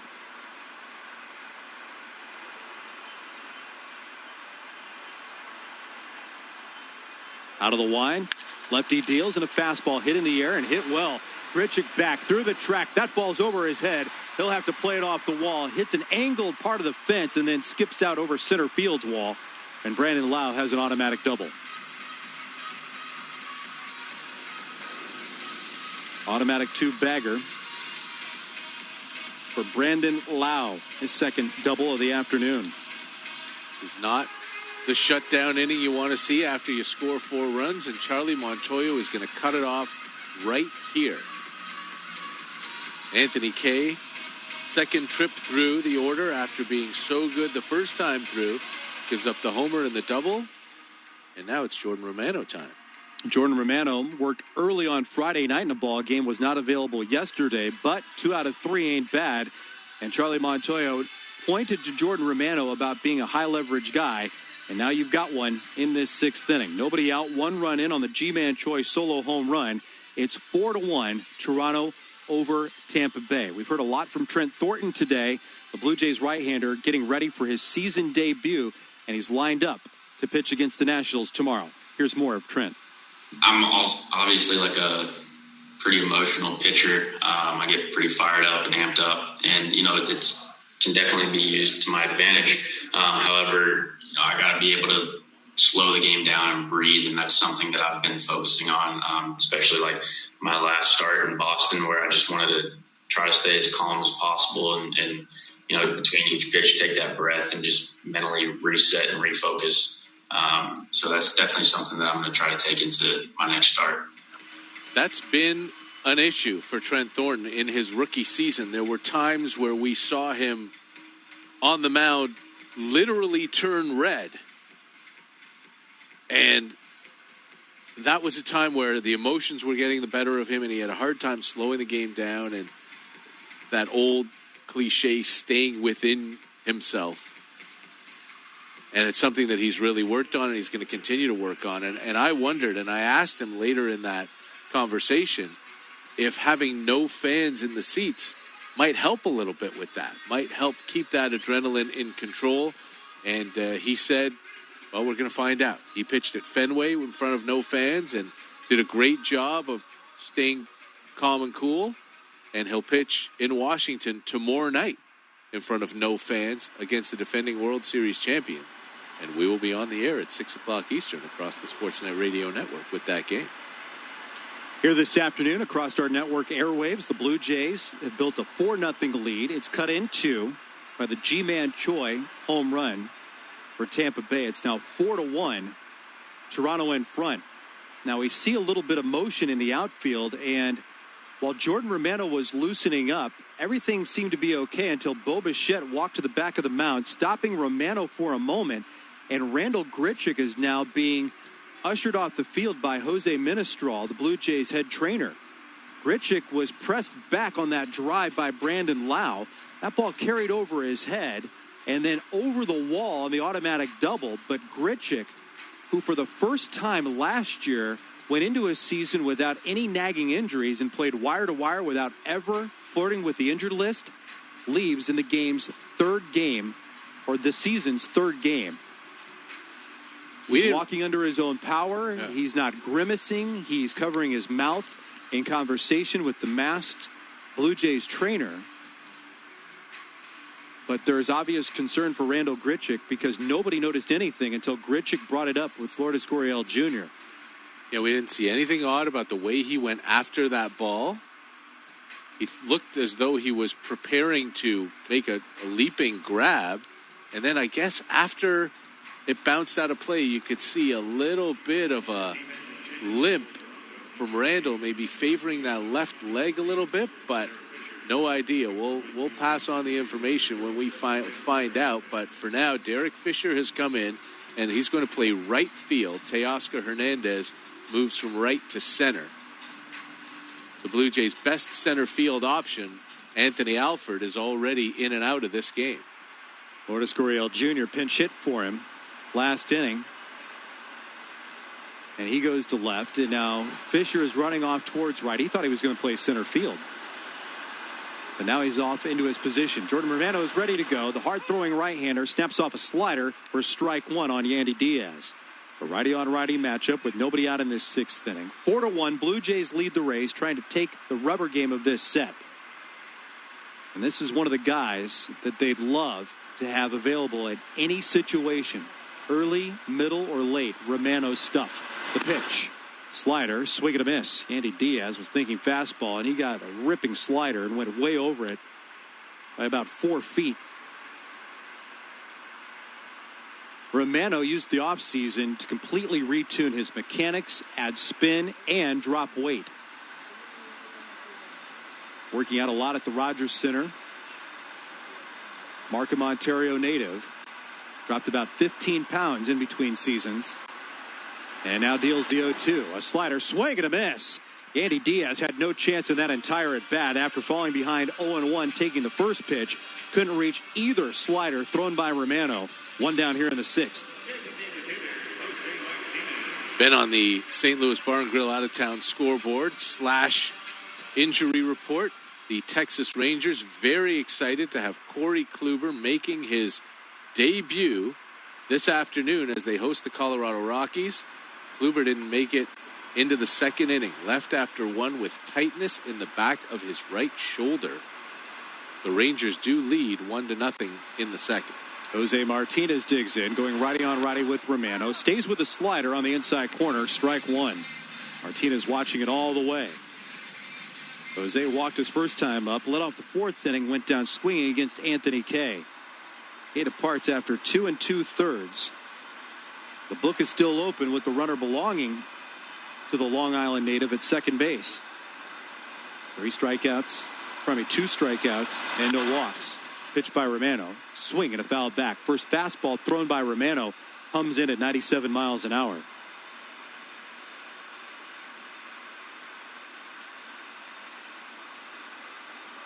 No balls and 2 strikes. Runner at second. Blue Jays defensively opening the gap in left center field, and Gurriel way off the line in left. Not expecting Martinez to pull. Romano throws, and a slider wanded in the air towards that shift. Oscar Hernandez is there, and he handles the liner. Route number 2. Elsewhere on that St. Louis Bar and Grill out-of-town scoreboard, the Minnesota Twins are going to be a force to be reckoned with. They set that Major League home run record last year. Here they already lead the White Sox 9-0 going to the bottom of the second inning in Chicago. Jake Cave with a grand slam. Nelson Cruz, a 3-run double. Luis Arias with an RBI single. Yankees and Washington are tied 2-2. That game is in the top of the 7th inning. Former Blue Jay Eric Thames with an RBI single for Washington. Gleyber Torres and Luke Voigt have gone deep for the Yankees.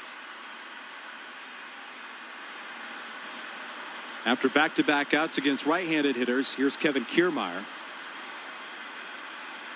Long-tenured Tampa Bay Ray. First pitch by Romano, 98 miles an hour right down the middle. Strike one taken by Kiermaier. Ray center fielder has bounced out to second twice.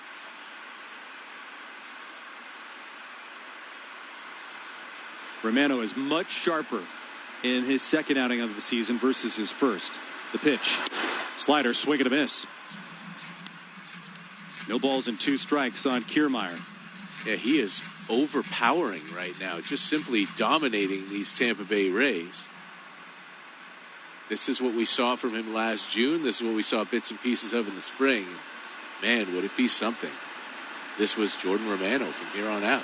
The 0-2 pitch, a slider, topped out to second base. Long bounces for Kevin Biggio. Easy one to handle. Throw to first in time. Kiermaier's retired, and so are the Rays.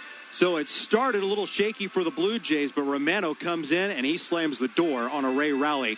And the Blue Jays have a 4-1 lead moving into the 7th. Mike Wilner's play-by-play on the other side of the break. You've got Blue Jays baseball powered by Jack Links on the Sportsnet Radio Network.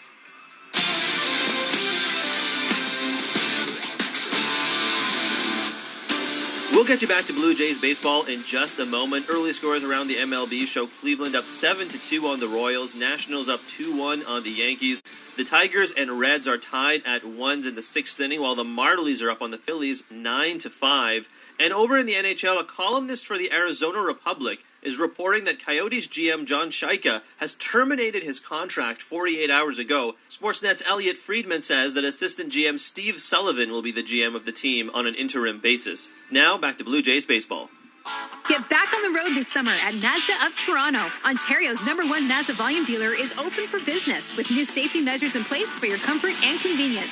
Check out the Mazda 3, winner of the World Car Design of the Year and AJAC Car of the Year, plus the award-winning SUV series CX-3, CX-5, CX-9, and the all-new CX-30. I'm George Epitropoulos from Mazda of Toronto. Come in and find out why we're #1. We're on Yonge just south of Steeles. See MazdaToronto.com.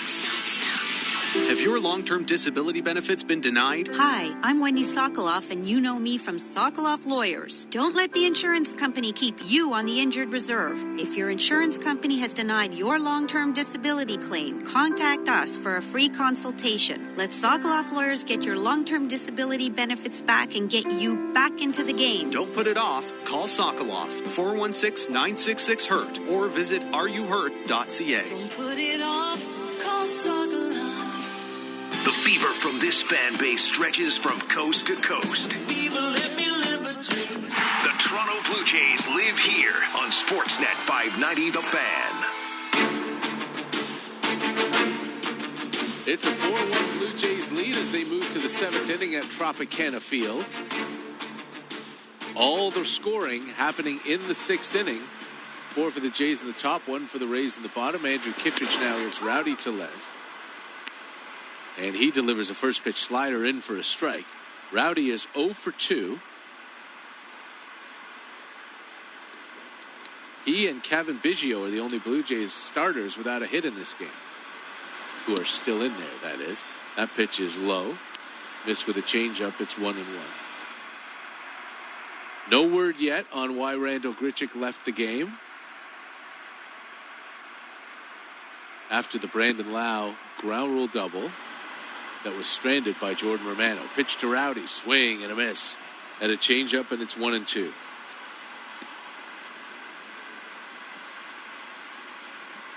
Part of not being there is, again, not hearing the announcements in the press box, not getting the word directly from the communications teams as to injuries. 1-2, swing and a miss. Tripled up on the change, and Rowdy strikes out for the first out here in the 7th inning.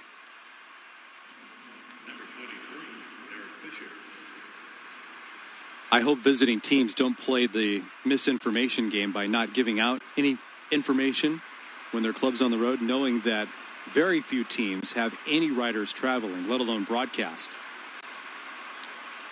Now we'll await word, hopefully, from the Blue Jays. Here's Derek Fisher for his first at-bat of the game. Came in for the injured Grichuk last inning. And he takes a slider low for ball 1. Derek was 1 for 3 in the opener on Friday night with a walk.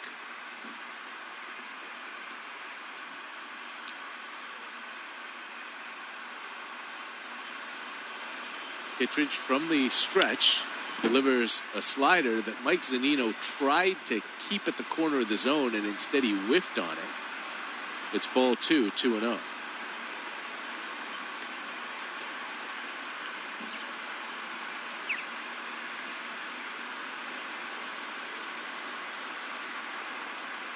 Blue Jays with a 4-run rally in the top of the 6th, starting the inning with 6 consecutive hits. 2-0 pitch. There for a strike. Slider just nipped the outside corner at the bottom of the zone. It's 2-1. Rafael Dolis is warming up in the Blue Jays bullpen after Jordan Romano dominated the Rays in the bottom of the 6th. 2-1 pitch swung on and a chopper out towards second, but it's taken by Kittredge behind the mound. He'll flip to Ji-Man Choi at first base. And a quick 2 out here for the Blue Jays in the 7th inning.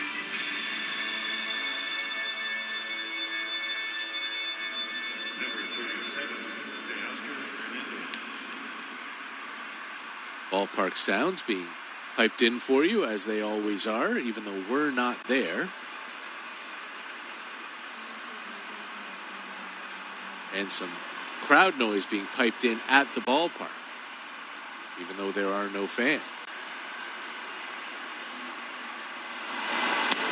Teoscar takes a first pitch fastball low. Hernandez is 1 for 3. That one, a line drive double through the second baseman Brandon Lau and then under the glove of the left fielder Manuel Margot. That led to the Blue Jays' first run last inning. It was a Grichuk single, a Hernandez double, and singles by Jansen, Drury, Gurriel, and Bichette. Bose driving in a couple of runs. Good slider from Kittredge is taken for a strike, 1-1. Jordan Romano threw 9 pitches in the bottom of the 6th inning, all of them strikes. It looks like Rafael Dolis is getting ready to come into the game for the bottom of the 7th, which one would think would lead to Romano being available again tomorrow if the Blue Jays needed him in leverage. Hernandez takes a fastball right down the middle, and it's 1-2.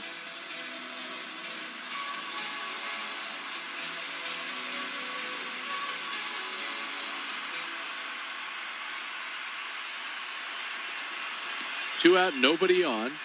Top of the 7th inning, a 4-1 Blue Jays lead as they look to take the series. There's a swing, a hard ground ball into left field. Base hit for Teoscar. His second hit. And he is now 3 for 11 to start the season. He's aboard with 2 out for Danny Jansen.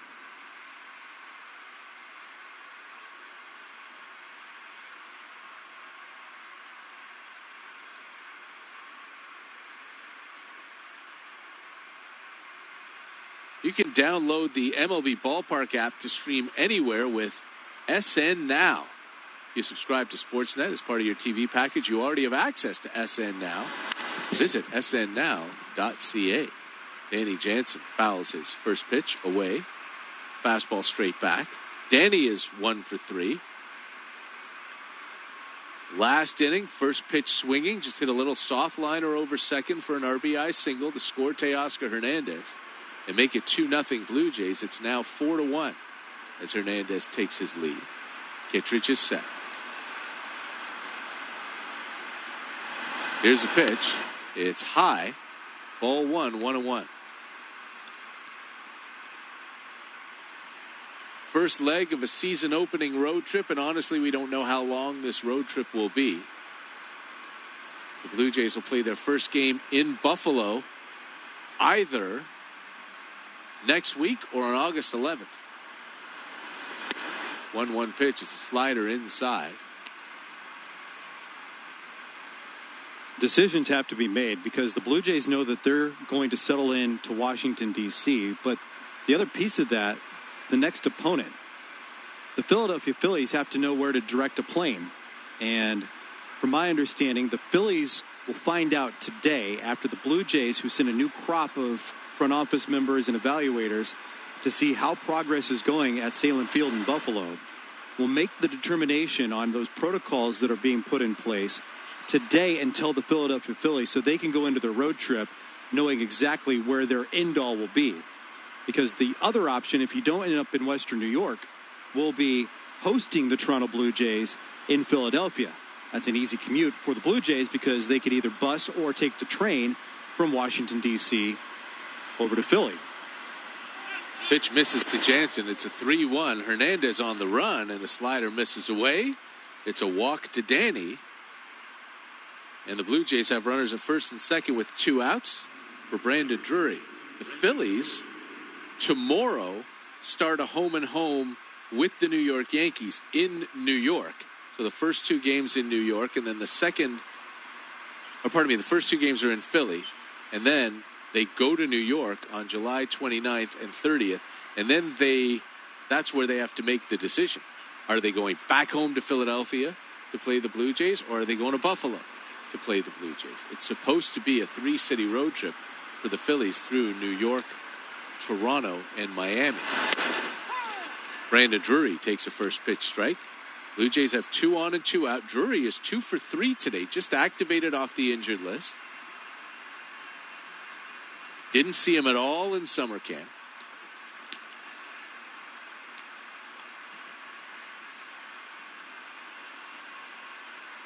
Having a very good day. Runners take their leads. The 0-1 pitch is low. A throw down to second to check on Hernandez, but he's back safely. And I guess Vic Carapazza called that a swing?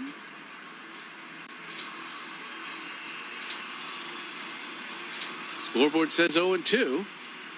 So apparently Brandon Drury went around on that pitch in the dirt.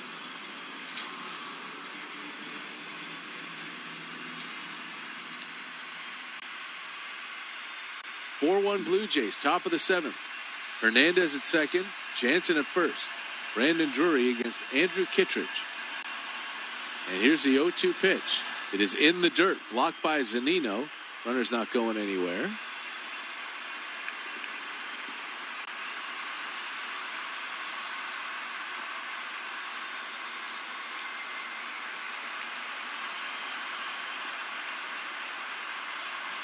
And we see on our camera now as they're looking at Teoscar Hernandez, Hunter Renfroe in right field, pantomiming a swing, working on his hitting.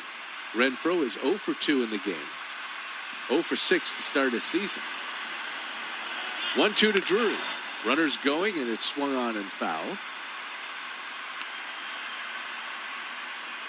Teoscar took off on the 3-1 pitch to Danny Jansen, trying to steal second, but it was ball 4. Now he takes off on the 1-2 to Drury.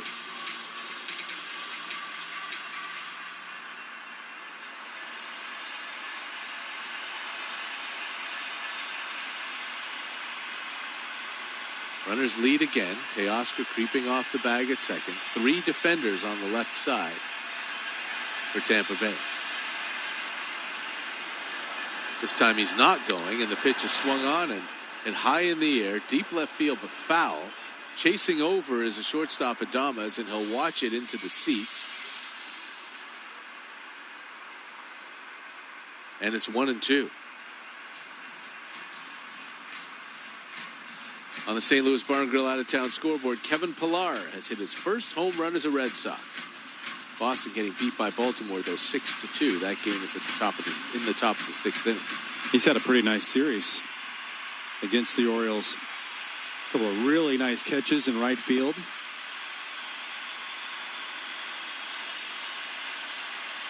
One, 2 again is caught outside. Probably strike 3, but Drury will take it 2-2. It's good to see Kevin Pillar have a good series for the Red Sox and still have Boston lose 2 out of 3 to Baltimore.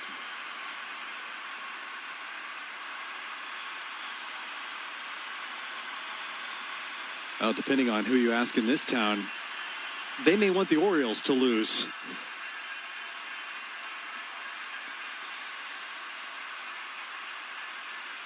That's a push. Well, we shall see. Past couple of weeks, I don't think there's been friendly feathers exchanged. Fair enough. That's a fastball that boxes Zunino and goes off his wrist all the way to the backstop. The runners will move up. 94-mile-an-hour fastball that Zunino was absolutely not expecting. And that will be a passed ball. It hit him right in the hand. Zunino has absolutely been bludgeoned in this series because of miscommunication. Each time he's been behind the plate in this 3-game set, and no matter who is on the mound in this series, Zunino has been crossed up. He's the one who's putting the fingers down, so he knows what he's expecting.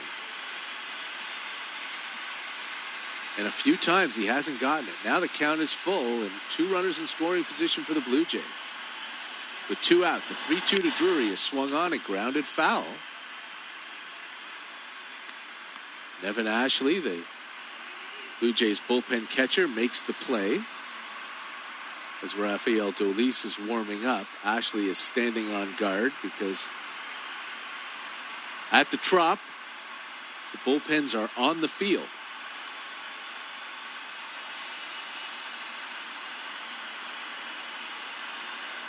They are in Oakland and in San Francisco as well, and that's it. Another 3-2 pitch is in the dirt. Blocked by Zunino, but it's ball 4. Brandon Drury has reached base 3 times today, and the Blue Jays have the bases loaded for Lourdes Gurriel Jr. Nobody up in the bullpen for Tampa Bay. Kevin Cash grabs the phone and makes a call. And Lourdes, who didn't start this game, but pinch hit for Anthony Alford, is in the 9 spot, and he comes up here with a chance to blow this game wide open. The Blue Jays lead it 4-1. And Aaron Loop, our old buddy, starts to throw in the Rays bullpen. It's the 3rd time he's been up today. Shouldn't take him too long. Lourdes is 2 for 5 to start the season, batting .400, singled last inning. He's got the bases loaded. Blue Jays looking to build on this 4-1 lead. Here's a pitch. It is a fastball at the knees, taken for a strike, 0-1. When you see Aaron Loop stand up, start to throw, get a cutaway on television, do you immediately hear John Gibbons say Loopy? Old Loopy.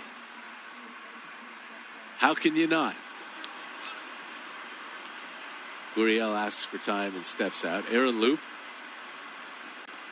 I just feel like I automatically have to rock back here in my chair, too, at the same time. You know, Mikey. Yeah, oh yeah. The 0-1 pitch. Swung on, hit hard on the ground, but right to the shortstop. Adames boots it, pick it up, throw to first, and just in time to get Lourdes Gurriel moving down the line. Almost another break for the Blue Jays as Adames drops the ground ball, but he's able to recover and make a very strong throw across the diamond to end the inning. The Blue Jays have out-hit the Rays 12-3, but they lead only 4-1 as the 7th inning stretch begins with nobody in the stands to stretch at Tropicana Field. You're listening to Blue Jays Baseball, powered by Jack Links on the Sportsnet Radio Network. Try Jack Link's beef jerky. Available in jumbo-size bags. It's the beef jerky version of having a donut on your bat in the on-deck circle. Jack Link's. Feed your wild side. 1877 Cars for Kids. KARS Cars for Kids. 1877 Cars for Kids. Donate your car today. Donate online at carsforkids.ca. That's cars with a K. Pickup is quick and easy. You'll benefit a child and get a maximum tax credit. 1877 Cars for Kids. Donate your car today. Also accepting boats, motorcycles, RVs, and truck donations. And for those of you at home, kicking back, relaxing with a big bowl of kale chips. What game are you listening to? Jack Link's beef jerky. Feed your wild side. As more businesses and services reopen, we must all continue our efforts to protect each other. Continue to practice physical distancing and stay 2 meters apart. Wear a face covering when physical distancing is a challenge or where required, and continue to wash hands frequently. Get tested if you're worried you may have COVID-19 or have been exposed to the virus. Inside or out, stay safe. Save lives. Visit ontario.ca/coronavirus to learn more. Paid for by the Government of Ontario.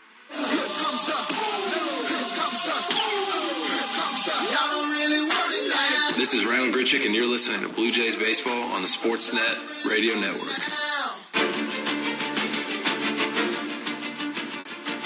Randall Gritchick came out of this game in the bottom of the 6th inning, injured. We're awaiting an update from the Blue Jays communications crew down there at the Trop. Looked like, and completely speculation based on one step that he took, it looked like a lower half, maybe a hamstring sort of thing. We're not sure. But he left with the Blue Jays on top 4-1, and they still are as Rafael Dolis takes over here in the bottom of the 7th. Dolis making his second appearance as a Blue Jay will face the 6, 7, 8 hitters in the Rays lineup, starting with Manuel Margot. And he delivers a first pitch strike with a 93-mile-an-hour fastball. Dolis pitched the 8th inning in the opener on Friday night and struggled mightily. There was an error behind him, but he also gave up a single and walked a couple and wriggled out of the bases-loaded jam after giving up a run. Nice pitch with a fastball down on the inside corner, and he's quickly ahead 0-2. It is not a blazing fastball from Rafael Dolis, but you can get a living at 93, 94 miles an hour with pitches on the black on both sides of the plate, and that one was perfect in this righty-righty. Pitching from the stretch, the 0-2 is bounced in the dirt. Dolis with a 50-foot fastball there for ball one. He's got to have that forkball to complement the fastball. He cannot survive on one pitch, and fastball command was where he was off on Friday. That pitch in the dirt again with the forkball. Doesn't get the chase, and it's 2-2. Not only does he have to have it with the fastball, but has to look like a fastball for the first 58 feet. That'll be the telltale sign. Can he locate the forkball and then use the fastball? Because everything hinges on the combination. It's just not one dominant pitch to survive on for Dolis. 2-2 now on Margot. Here's the pitch. It's a fastball hit on the ground. Down the line, fair. Past the diving Drury. Gurriel jogging after it as it gets into the corner because he knows that Margot's got at least two, and he's not getting a third. It's a leadoff double for Manuel Margot here in the bottom of the seventh inning. A hard ground ball right down that left field line beyond the dive of Brandon Drury. Supposed to be a forkball, but didn't have the forkball action. Just comes out tumbling towards the plate. Margot was dialed up for the fastball. He was way out in front, but the bat got sped up, and he was able to hook that pitch. Caught way out in front, and he hooked it just inside third base bag. Just kept it fair. Now here's Hunter Renfroe with all kinds of power. He's 0 for 2, 0 for 6 to start his Rays career. The first pitch to the right-handed hitter is hit in the air. Shallow and right. Out goes Biggio, calls off Derek Fisher, and makes the catch. Biggio really taking charge there, even though that's the outfielder's ball coming in. Cavan makes the play, and Margot has to stay at second base, one away. Somebody has to take charge. If you see the baseball, even more so at the Trop, you take charge.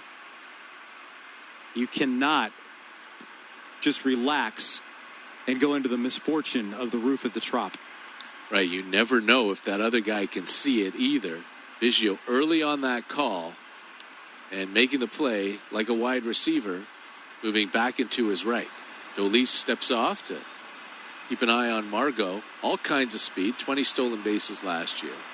He's dealing with Willie Adames. Willie is flied out to deep center and grounded out in this game. Blue Jays with a 3-run lead in the seventh. Dolis with a couple of looks back at second base.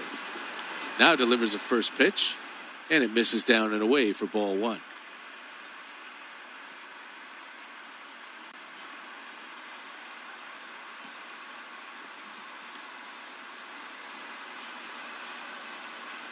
Aaron Loop back up and throwing in the Rays bullpen, getting ready for the eighth inning, one would expect. Tampa's used 3 pitches today. The Blue Jays have used 4. There's a hanging slider that's fouled away back to the screen, 1-1.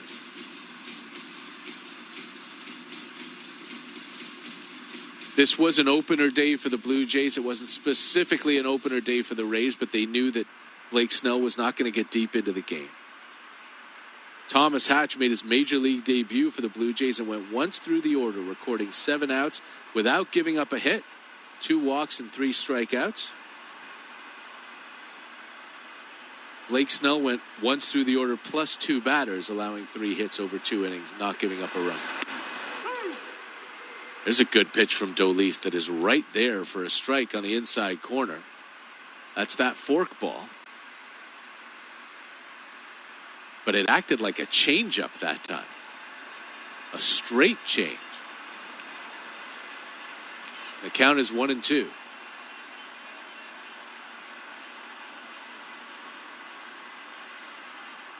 Blue Jays looking to take 2 out of 3, one of their new acquisitions here on the mound.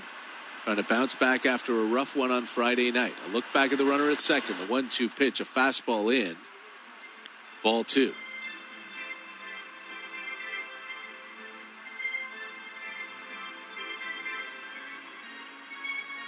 The order of the relievers may have flipped here. It was on Friday night with a 3-run lead. Anthony Bass in the 7th and Rafael Dolis in the 8th. Bass dominated, Dolis less so.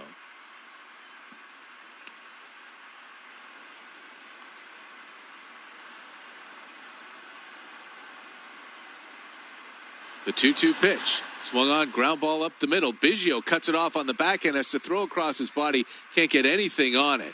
And Willie Adames has an infield single. Margot comes to third. And the Tampa Bay Rays will bring the tying run to the plate here in the bottom of the 7th inning. A 4-1 Blue Jays lead. That's the Rays' first hit with a runner in scoring position this afternoon. They had been 0 for 5. And Tampa's going to the bench. Mike Zunino, the catcher, due up, but they're going to bring Yoshitomo Tsutsugo to the plate as a pinch hitter. Tsutsugo, that sought-after free agent from Japan in the offseason, hit his first Major League home run in his first Major League game Friday night. A 2-run shot off of Hyunjin Ryu. And he takes the first pitch away for ball 1. Now the Blue Jays bullpen starts going, and it's Anthony Bass who grabs the ball. Tsutsugo DH'd yesterday and went 0 for 4 after the 1 for 4 on Friday night. So he's 1 for 8 to start his career as a big league. Pardon me, that first pitch was a strike. We have lost our main monitor. Next pitch to Tsutsugo is high for ball 1, 1-1.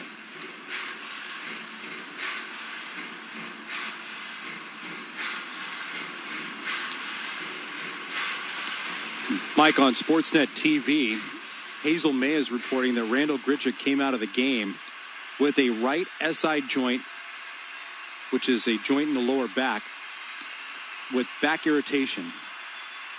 That's a tough one. That's the sacroiliac joint in the back. And anyone who has a bad back knows just how uncomfortable that can be. There's a swing and a foul by Tsutsugo, and it's 1-2. Hopefully you get it early. You get a ton of treatment on it.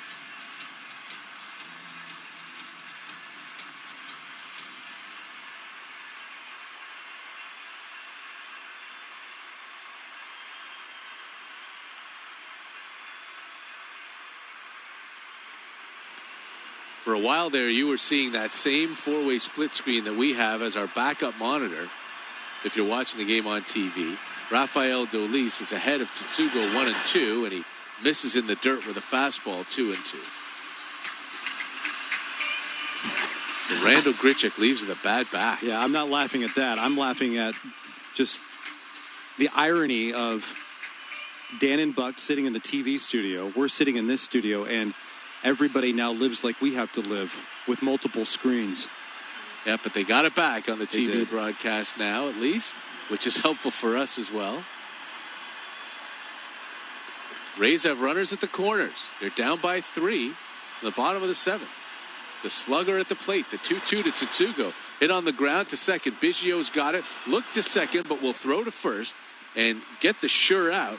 Retire the pinch hitter as Margot scores. To second goes Adames.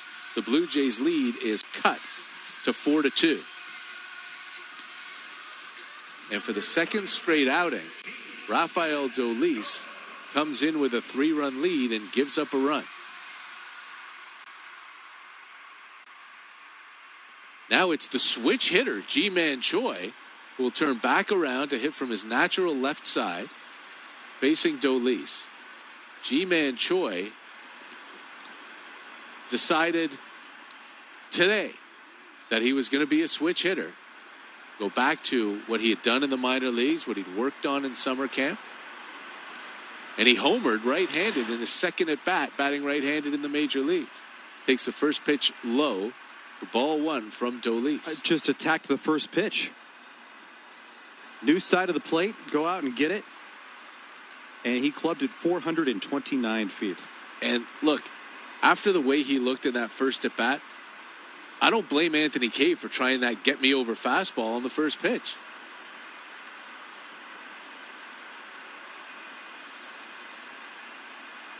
Choi is the tying run here. Blue Jays up 4-2 in the bottom of the seventh with 2 out. The pitch misses away with a fork ball. And it's 2-0. Brandon Lau, the lefty, on deck. Anthony Bass, who 8 left-handed hitters alive last season with the Seattle Mariners, is ready to go in the Blue Jays bullpen.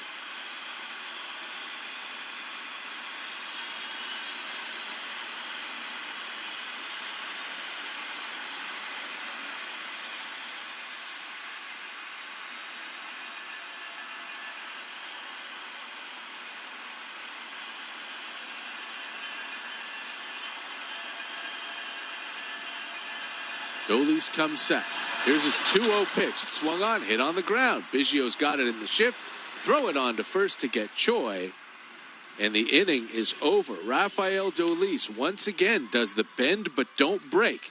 He gives up a run, and the Blue Jays go to the 8th at the Trop, leading 4-2. You're listening to Blue Jays Baseball, powered by Jack Links on the Sportsnet Radio Network. The roads are calling.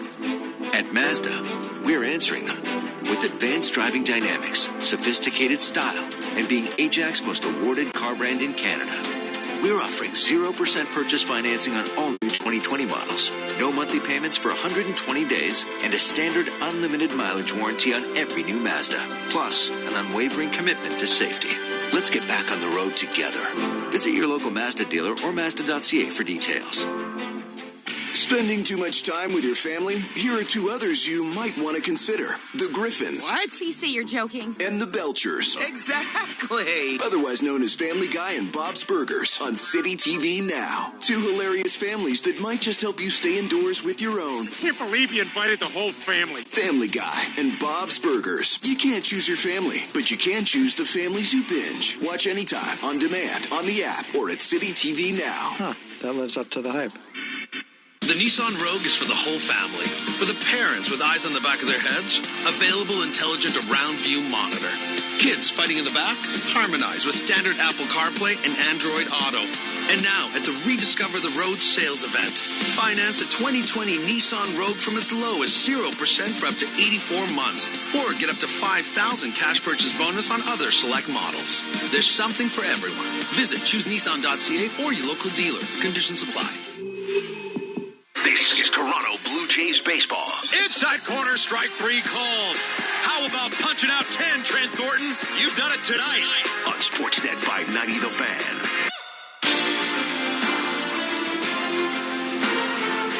Calling all Blue Jays fans, Fan Well Wishes is presented by Rogers. Cheer on your Toronto Blue Jays from across the country by video recording your well wishes. Tag @BlueJays in your post or use hashtag #WeAreBlueJays, and your video could be shared on the Blue Jays social channels. The new face for the Blue Jays, or for the Tampa Bay Rays, pardon me, is an old face for the Blue Jays. It's Aaron Loop, who has come on to pitch, making his Rays debut, the 32-year-old who spent the first 7 years of his Major League career with the Blue Jays, coming on to take on the top of the order with a 4-2 lead for Toronto.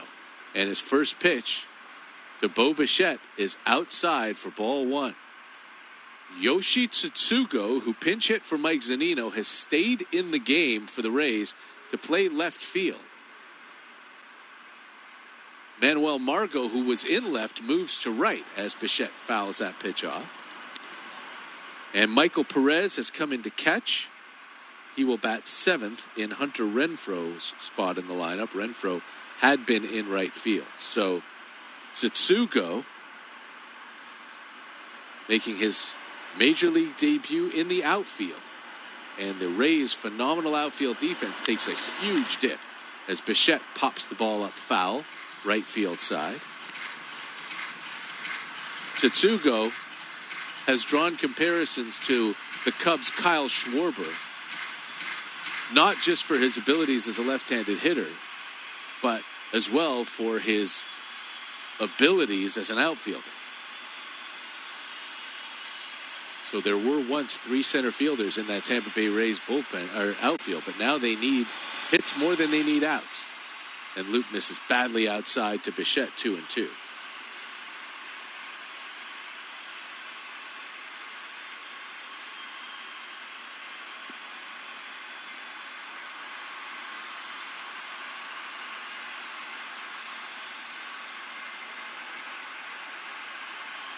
Two from Loup, way outside again, ball 3.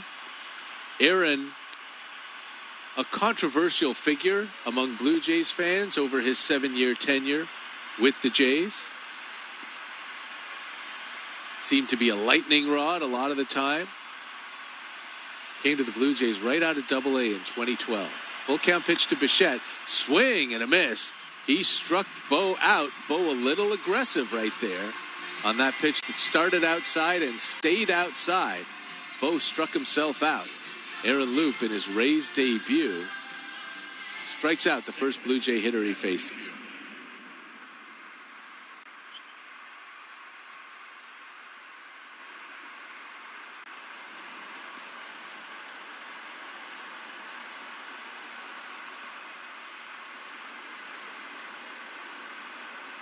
Now Kevin Biggio left on left, and the pitch is inside. Ball 1 from Aaron Loup. We've seen Aaron Loup hit his share of left-handed hitters with pitches over his Blue Jays tenure. Biggio is 0 for 4 after being 4 for 8 to start the season. There's a fastball low, called a strike, and it's 1-1. No action in the Blue Jays bullpen. Anthony Bass had been warming up, and he is likely to come out for the 8th.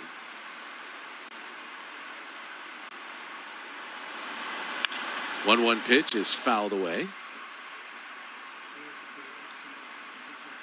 Loup, in his 7 years as a Blue Jay, made 369 appearances out of the bullpen. Picked up 6 saves and 12 wins.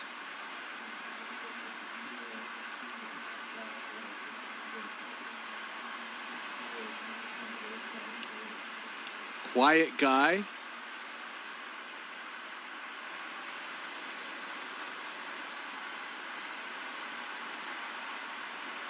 His 1-2 to Biggio is swung on and fought off and fouled down the first baseline, so still 1-2. And of course, Blue Jays fans remember in the 2015 postseason that Aaron had to deal with the birth of a premature baby, spending time in the NICU, touch and go there for a while, and we were all right there with him. There's a pitch that's lined into the center field, and it falls in front of Kiermaier, a base hit. And Aaron Loup's got a 4.5-year-old son right now, born during that ALDS against the Texas Rangers. So Cavan gets his first hit. He's got a hit in all 3 games this season for the Blue Jays. So does Bichette with his 2 today. So does Guerrero, who also has 2 today. The Blue Jays have 13 hits in this game, but they've left 11 men on base. And their lead is only 4-2 as Guerrero comes to the plate. Vladdy bounced into a double play on the first pitch he saw in the 6th inning to end that Blue Jays 4-run rally. His first pitch from Loup is way outside for ball 1.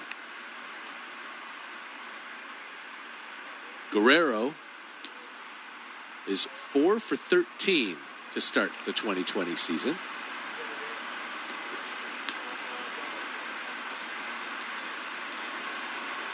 All the hits singles.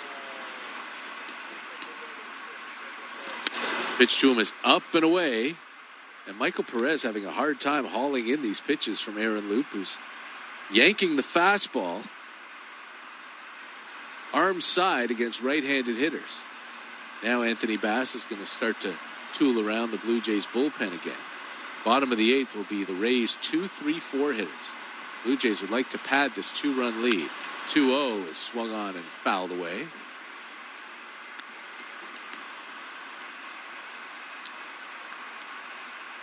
Guerrero a little bit late on the cutter. Kevin Biggio, by the way, with that single has extended his streak to 32 consecutive games reaching base safely. Obviously going back to last year. It is the longest active streak in Major League Baseball. Swing and a miss by Guerrero. Another cutter by Loup, and it's 2-2. 7th longest streak in franchise history for the Blue Jays at 32 games, nearing a couple of significant names in Blue Jays history. He can get to number 33. He will equal John Olerud's streak from 1995 and Jose Bautista in 2016. And we'll keep watch every game. 2-2 to Vlad is low and in, and the count runs full. Fred McGriff had 35 consecutive games reaching base. A pair of Blue Jay all-timers for you at 37 with Joe Carter and Carlos Delgado. Delgado's continuing that march on the list, too, at 38, along with Jose. Full count pitch. Biggio's not going. The pitch is swung on and driven to right field, but it's going to hook foul just over the Rays bullpen. The consecutive game on base streak that ranks the best. This may surprise a lot of Blue Jay fans. Even the most diehard fans may have a hard time coming up with this one, but the longest on-base streak belongs to Edwin Encarnacion. Another full count pitch to Vlad and another foul ball. This one straight back. Biggio was on the move that time. There's one out in the top of the 8th. It's 4-2 Blue Jays over Tampa. And it's Vladimir Guerrero Jr. against Aaron Loup. Edwin Encarnacion did it in 44 consecutive games, which is just unbelievable to think of. But when you think of how awesome that offense was back in 2015 down the stretch, Eddie was the main driver. Biggio goes again. The 3-2 pitch hit on the ground right to third. Diaz has no play at second because the runner was going. So he'll throw to first to retire Guerrero. Biggio on the move, keeping the Blue Jays out of a double play. And he'll be at second base for Rowdy Tellez. Edwin, Bautista, and Josh Donaldson, the three of them combining to hit 120 home runs. But all of them also great ideas at the plate, great eyes at the plate. The only way you can run a streak of reaching base safely in consecutive games is if you're getting walked, if you're taking your walks, or you're getting drilled every once in a while. That's one of the reasons I'm kind of surprised to see Joe Carter so high on that list. First pitch to Rowdy. Breaking ball in for a strike at the bottom of the zone. Left on left against Aaron Loup. Joe drove in runs like nobody else in Blue Jays history with those consecutive 100 RBI seasons, but he was not a guy who had a lot of patience at the plate. 0-1 to Rowdy with the runner going. It's a broken back ground ball to shortstop. Adames has it, throw it on to first, and the inning is over. So Aaron Loup, in his first outing against the team that drafted, developed, and brought him in the major leagues, throws a shutout 8th inning, giving up just the one single. Anthony Bass coming on for the bottom of the 8th at the Trop. The Blue Jays lead the Rays 4-2. You're listening to Blue Jays Baseball, powered by Jack Links on the Sportsnet Radio Network. And we're back at the kitchen cupboard. Just as bare as it was last inning, that'll teach you to stock up on Jack Links beef jerky. Jack Links. Feed your wild side. Hi, I'm Wayne Gretzky, and I grew up a fan, and like you, loved every chance I could get to meet my heroes and get autographs. Today, if you're looking for authentic, innovative memorabilia and sports cards, your go-to is Upper Deck. Whether an autographed piece for your home or office, or a box of cards to break with the kids, as a fan, you can feel confident that you're getting the real deal when you buy from the trusted source like Upper Deck. Whatever you collect the best. UpperDeckStore.com. Try Jack Link's beef jerky.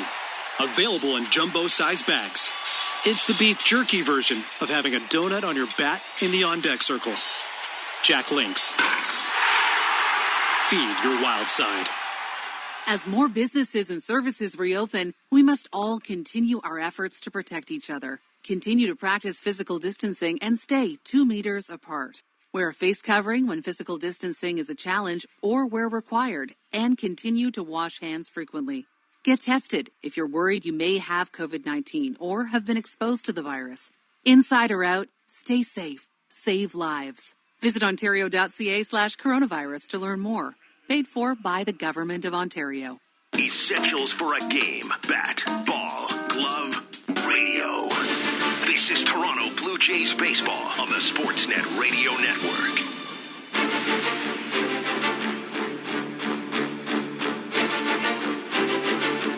Bottom of the eighth, the Blue Jays protecting a 4-2 lead at Tropicana Field.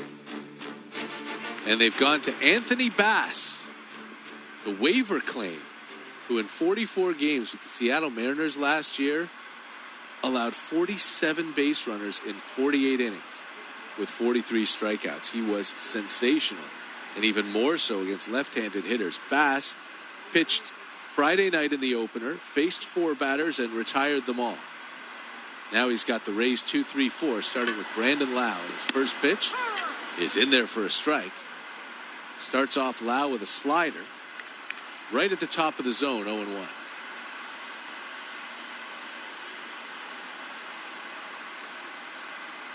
Bass did not see Brandon Lau on Friday night. 0-1 pitch to him, misses away with another slider, and it's 1-1. 4 runs on 13 hits and no errors for the Blue Jays. They have not done a good job taking advantage of their runners on base, but for that 4-run sixth. 2 runs on 5 hits and 1 error for the Rays. Fastball inside corner at the bottom of the zone, an unhittable pitch taken by Lau, and it's 1-2. Jose Alvarado starts to throw in the Rays bullpen.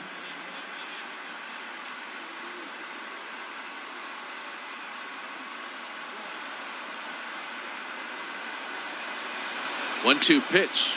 Slider just misses low, 2-2. Mike Wilner, Ben Wagner here with you from Baseball Control in Toronto, where we will be all season long. This is game 3 out of 60.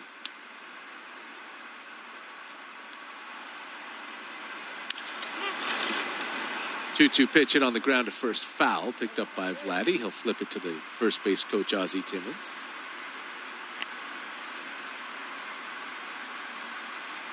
Jose Alvarado, warming up in the Rays bullpen, was doing it with a weighted ball. He was throwing a black weighted ball his first few pitches, and now he's picked up a regulation baseball. Derek Fisher, Teoscar Hernandez, and Danny Jansen due up in the 9th for the Blue Jays. And Anthony Bass charged with keeping it right here at 4-2. There's a swing and a foul back on a fastball. Out of play left field side.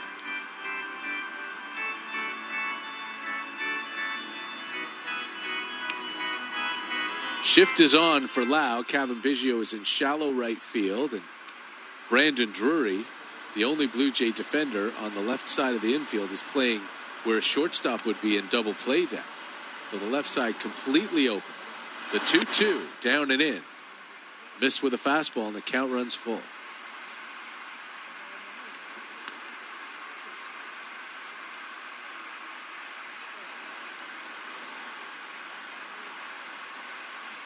On the St. Louis Bar and Grill out-of-town scoreboard, Tyler Chatwood getting the start for the Chicago Cubs today.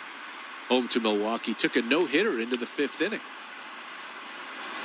Full count pitch has popped up way, way up. Danny Jansen has no idea where it is. That's okay because it's in shallow left. and Brandon Drury is underneath it, he will make the catch for the first out. Soon as that ball went up, Danny Jansen looked up into the roof and threw his hands up, saying, I lost this thing. And it was caught about 140 feet in front of him. Welcome to the Trop. Absolutely true. Yeah, that is a Trop moment if there ever was one.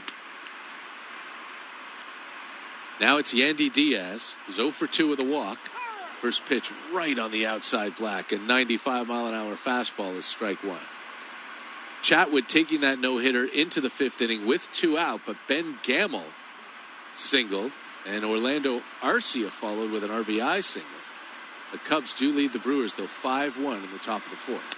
Swing and a miss by Diaz on a good slider down. And Bass quickly ahead 0-2. Red Sox have cut into the Orioles' lead at 6-4 for Baltimore as they are through 7. Xander Bogaerts with a 2-run single to go with the Kevin Pillar homer. Bass doesn't get the chase on the slider, and it's 1-2.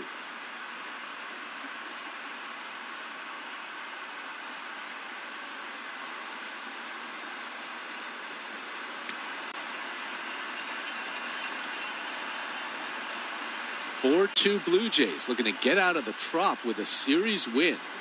Something that has been few and far between for this team over the course of the Tampa Bay Rays history. 1-2 pitch misses way outside, right where Jansen wanted it, but Diaz isn't biting, and it's 2-2.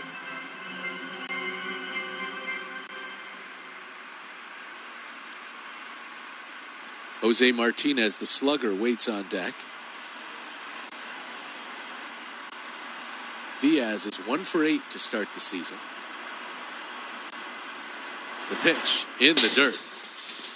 Really yanked a slider. You heard it crash off the backstop there. And the count runs full again.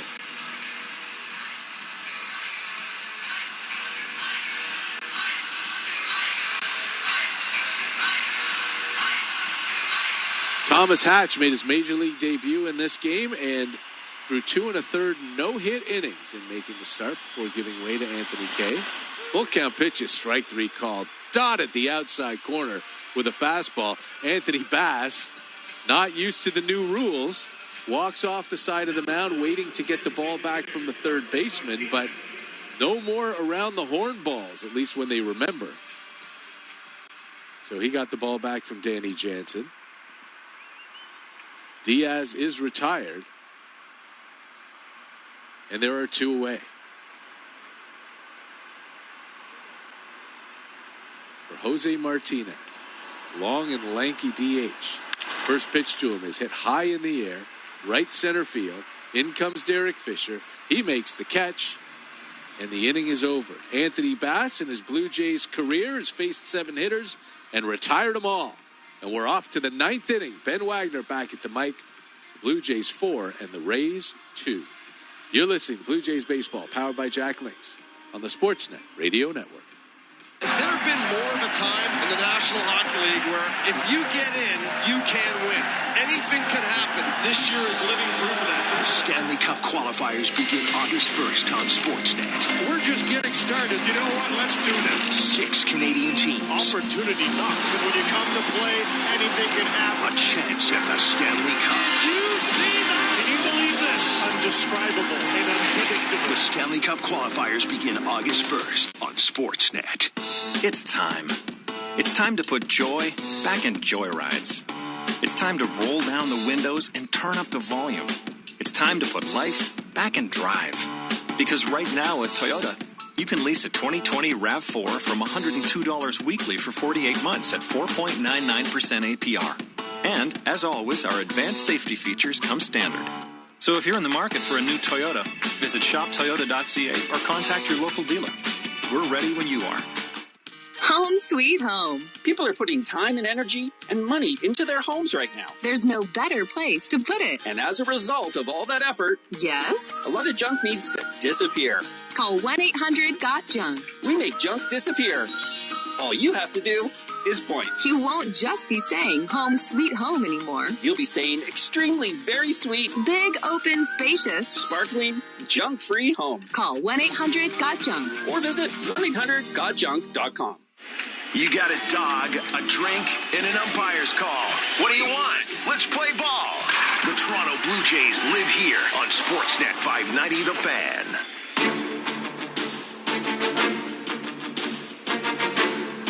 This ninth inning being brought to you by your Ontario Honda dealers. Back at baseball control with Mike Wilner, Ben Wagner. At Tropicana Field, Blue Jays have doubled up the Rays this afternoon, using all 4 runs from the 6th when they strung together 6 consecutive base hits.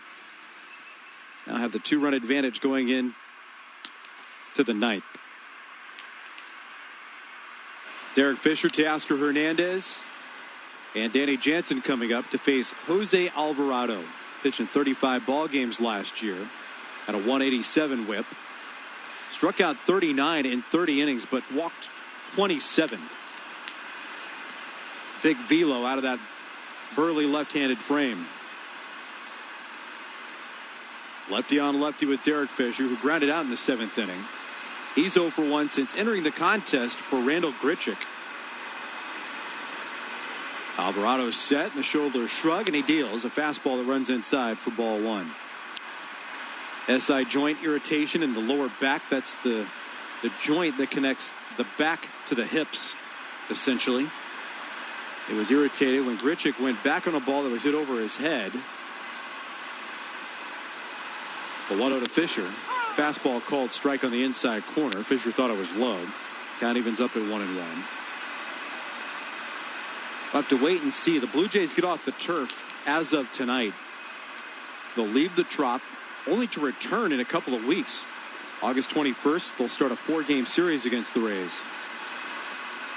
1 ball and 1 strike. The pitch to Fisher. Fastball's downstairs, and it's 2-1.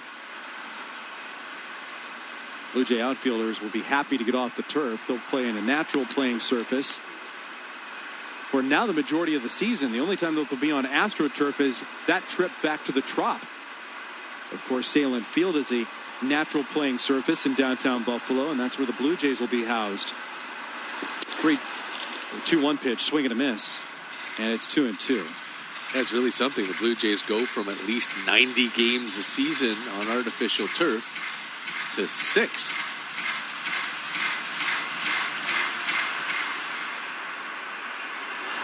Toronto in front, 4-2.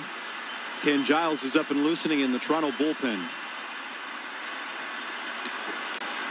Giles locked up the save on Friday night. Alvarado ready, and the 2-2 inbound. Fastball's high and tight. That'll roll the count to 3-2. Kevin Kiermaier, Manuel Margot, and Michael Perez are scheduled to come up for the Rays in the 9th. Bottom half of the Tampa Bay order. Sportsnet Television giving us a nice family photo. Dante Bichette, Bo Bichette, shoulder to shoulder. The pitch by Alvarado, a fastball at 97 miles an hour, topped away foul.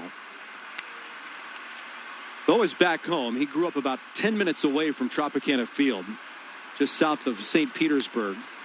Went to high school at Lakewood. Bo and his dad staying put in the hotel during this stint at the Trop, where the Blue Jays go off into this very interesting 2020 campaign.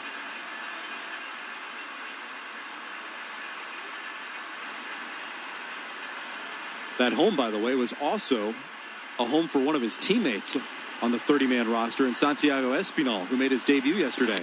Pitch to Fisher. Swing and a miss. Big fastball at the kneecaps on the bottom part, inside corner. Fisher down swinging. 1 down at the top of the 9th. That's a 98-mile-an-hour sinking fastball.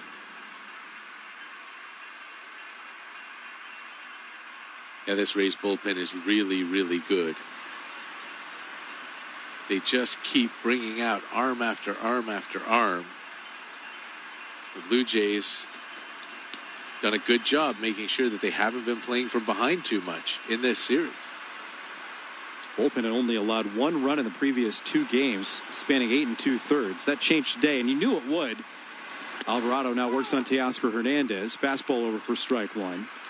In large part because if the Blue Jays scored, it would likely be in the bullpen innings because Blake Snell was only going to throw 2 innings. Snell did throw 2 innings and then turned it over to Trevor Richards and Andrew Kittredge, who've done the heavy lift today. Pitch to Hernandez. Fastball tails outside. Moves the count to 1-1. Teoscar was part of the hit parade back in the 6th inning, and the Blue Jays put together 6 consecutive base hits, producing 4 runs. Bo Bichette had a 2-run single.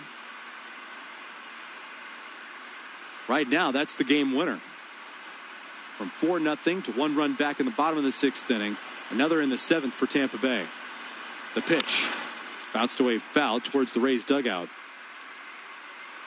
On the near end, 6-year manager Kevin Cash. In his 6 years as the Tampa Bay Rays manager, that's second all time, only trailing the guy who replaced in Joe Maddon.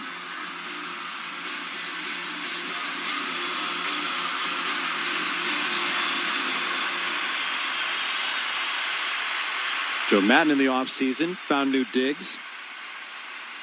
Went to Los Angeles after departing the north side of Chicago.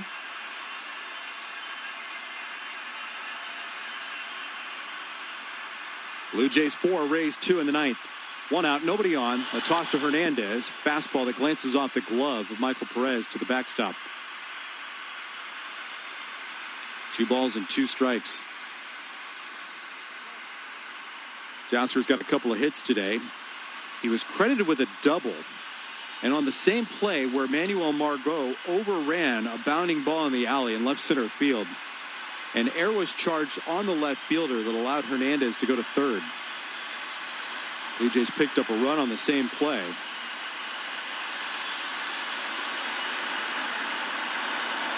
Two. Slider in there for called strike 3.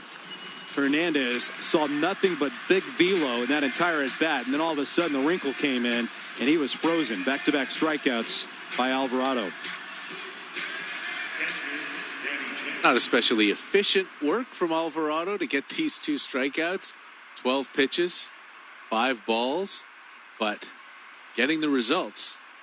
His job is to keep Tampa Bay down by 2 to give the 5, 6, 7 hitters a shot against Ken Giles in the bottom of the inning. Giles is now lightly tossing up the left field line in the bullpen. Blue Jays leading 4-2. Danny Jansen's first pitch inside as that slider boxed Michael Perez. Good thing Kevin Cash is carrying 3 catchers. They've all been beaten up. It worked to his advantage yesterday, having Kevin Smith as the backup plan because Mike Brasso came into the ball game and delivered a big hit.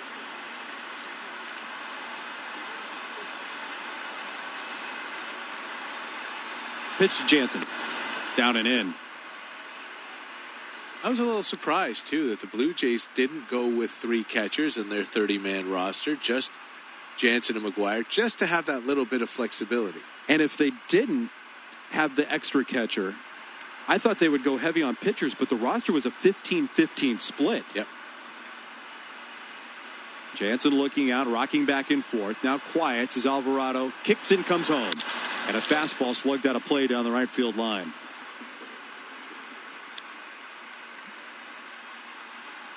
Jansen may have broken his bat. He's gone to the on-deck circle, gives the knob a couple of knocks, and says, yep, that one split. Give me something new. So, the bat boy picks out a winner. Jansen does a quick examine, and he's ready to go. Sheds the black bat for a natural tone. Blue Jays in the traveling grays trying to lock up their first series victory if they can get out of the Trop with a W today. Alvarado ready, and the 2-1 pitch. Inside corner, even the count with the 97-mile-an-hour fastball for strike 2. And if they can get out with the series win, Ben, they will remain tied for first in the American League East. Every team in the AL East going into today's action is 1-1. Already today on the St. Louis Bar and Grill out-of-town scoreboard, the Yankees have won. They beat Washington 3-2. Game just gone final. So they're the only 2-1 team in the division right now. The 2-2 to Jansen is a fastball hit down the right field line, hanging up for the charging outfielder in Margot. He makes the catch, and the side is retired. 3 up, 3 down work by Alvarado. Ken Giles, he'll grab the bottom of the ninth when we return, with the Blue Jays leading the Rays 4-2. You're listening to Blue Jays Baseball, powered by Jack Links on the Sportsnet Radio Network. And here comes the big bopper, Jack Links. Not the fastest runner, but boy, can he crush it. Try Jack Links jumbo bags of beef jerky. Jack Links. Feed your wild side. With a Stanley Fat Max tape measure in your toolbox, you have what you need when accuracy counts. The measure of a pro. The tapes feature blade armor coating for long tape life and a durable, ergonomic, impact-resistant case. With a compact design and 14-foot reach max, Stanley Fat Max tapes are the go-to measuring tape to get the job done. No wonder they're the choice of the pros. Available now at the Home Depot and independent retailers. And for those of you at home, kicking back, relaxing with a big bowl of kale chips. What game are you listening to? Jack Link's Beef Jerky. Feed your wild side. Hey, Blue Jays fans, this is Derek Fisher. You're listening to Blue Jays Baseball on the Sportsnet Radio Network.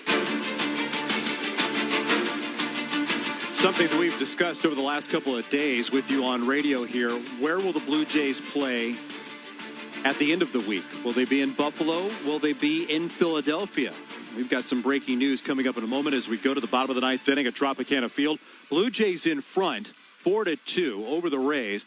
Most importantly, taking the series victory from Tampa Bay, but also now adjusting travel plans. The Blue Jays will go to Washington, D.C., play a home-and-home set in the District of Columbia, being entertained by Nationals Park for all 4 games this week. They will stay on the road, but bat as the home team in Philadelphia at Citizens Bank Park, where the Philadelphia Phillies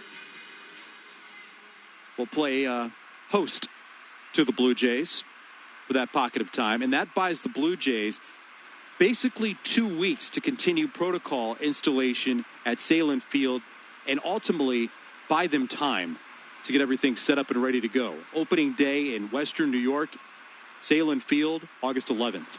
Ken Giles on to close it out with Toronto in front 4-2. The first pitch, a slider swung through by Kevin Kiermaier.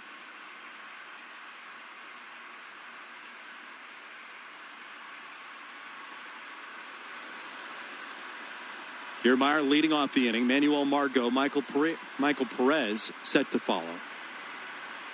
Kiermaier, the left-handed batter. Giles ready. Sliders down and in. 1 ball and 1 strike. Kevin Kiermaier, the veteran of this Tampa Bay Rays club, going through some ceremonial celebrations over this weekend with a lot of guys getting their first whatever. Big league hit, big league home run, major league debut.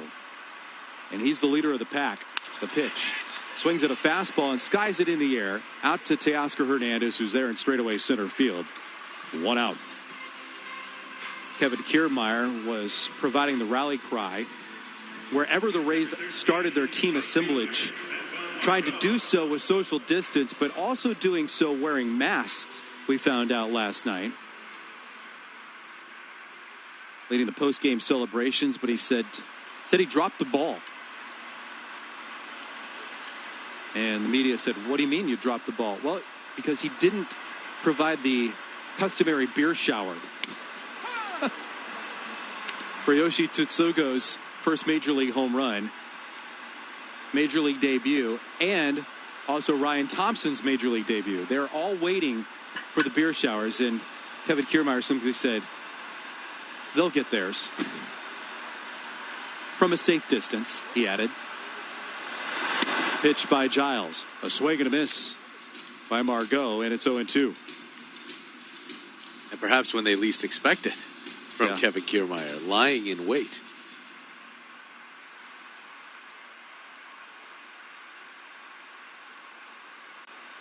I think you would need bottles of beer now because you'd have to shake it up from 6 feet away. Cans would be hard. Yeah, that's true. Pitch by Giles. Slider. Swing and a miss. Margot goes down flailing. And there are 2 out in the 9th. Boy, has Ken Giles not missed a beat. He has been overwhelming both Friday night and so far here today. And the Rays will go to their bench. They don't want to send up Michael Perez. They're going to give Joey Wendell a shot. Wendell, the left-handed hitter, hit 3 home runs in an injury-plagued season last year for Tampa Bay. No batting gloves, crouched down as Giles reaches back and he throws a slider that's waved through for strike 1. Giles slammed the door in the victory for Toronto on Friday night. Blue Jays couldn't utilize 4 members of the bullpen, and how we've seen them stacked up today may be something that we see through the week too. Ken Giles, Anthony Bass, Jordan Romano, Rafael Dolis, whether or not he factors into that sequence or not. The 0-1 pitch hit on the ground, sharply foul, first base side. That's a fair, no, that is a fair ball. It skips into the corner, turning the corner around first. Wendell trots to second. That ball shot quickly past the first base bag and then rippled up the right field line, rattled around outside the bullpen where Derek Fisher had to go dig it out.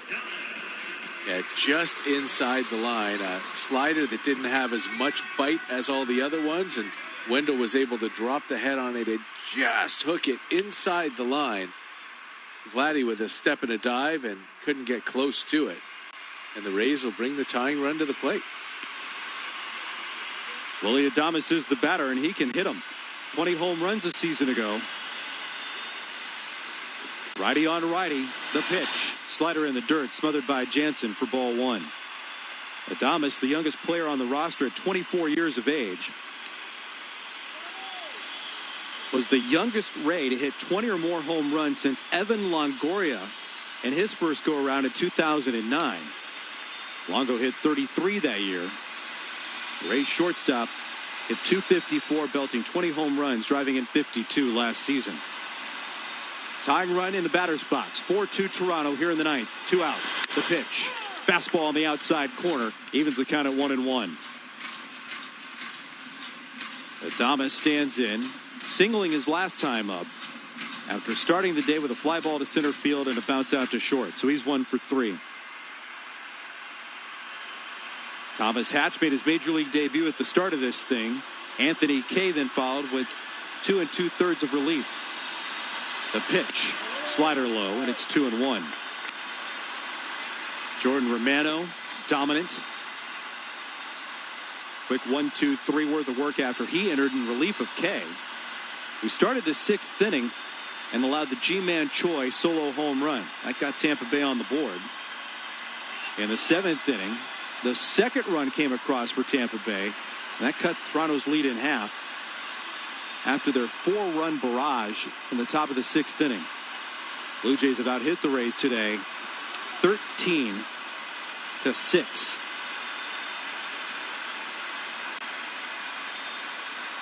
Giles getting the sign with extra signals put down with a runner at second base.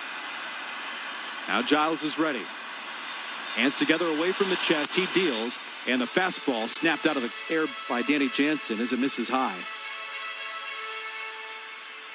Yoshi Tsutsugo, the slugger, is on deck. He came out and pinch hit and grounded out in the 7th inning and stayed in the game.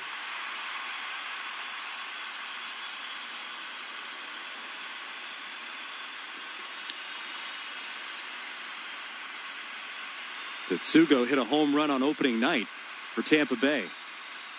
4-2 Toronto. The pitch is a slider called a strike. It looked very low in the zone. Adames was stepping across home plate thinking he had ball 4. And what a big break for Ken Giles in Toronto. Instead of the tying run being at first base, now it's a 3-ball, 2-strike count. Nice to get a favor from Vic Carapazza. Wow, was that a bad call. Giles and the Blue Jays will take it, and Carapazza immediately looked to the Rays dugout because he was hearing it from everybody in there. Runner at second, 2 down. Toronto leads by a pair. And a 3-2 pitch. Fastball inside for ball 4. Giles missed his spot badly. Jansen wanted it on the outside part of the plate. Giles missed inside. So the bonus pitch results in the same. It's a walk. The tying run is on, and Yoshi Tsutsugo is coming to the plate. Danny Jansen goes to the mound. Giles covers up the lower part of his face. Jansen, wearing the mask, does the same thing with his catching skillet. Quick conversation that results. Jansen in a trot back behind home plate. Tsutsugo, in its pinch hit appearance, came out and grounded out in the 7th inning to second base. Ken Giles has only blown 1 save opportunity since the Blue Jays got him from Houston ahead of the trade deadline in 2018. That one was last April on a cold, rainy day in Boston when he was sick. Other than that, he's been perfect. When he has been healthy and available, he has been next to flawless. The pitch to the left-handed slugger into the dirt, spiking the slider for ball 1. Danny Jansen even more so on his toes, because if anything scoots by him in this situation, the tying run gets into scoring position. So he squared up on that slider, took it off the chest while dropping down to his knees and covering up the 5-hole. 4-2 Toronto, bottom of the 9th. Rays at the plate, 2 on, 2 out.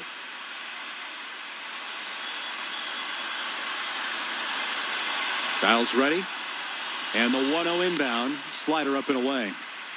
2 balls and no strikes.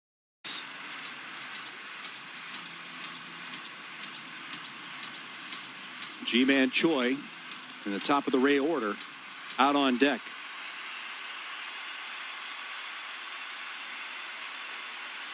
This is a serious combo for the Rays. They've got some pop from the Pacific Rim.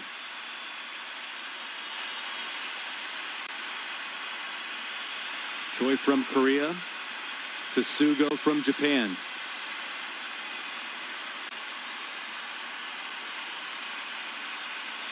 Giles is ready. Now time is called by Danny Jansen as he throws both arms into the air. Giles behind 2 balls and no strikes.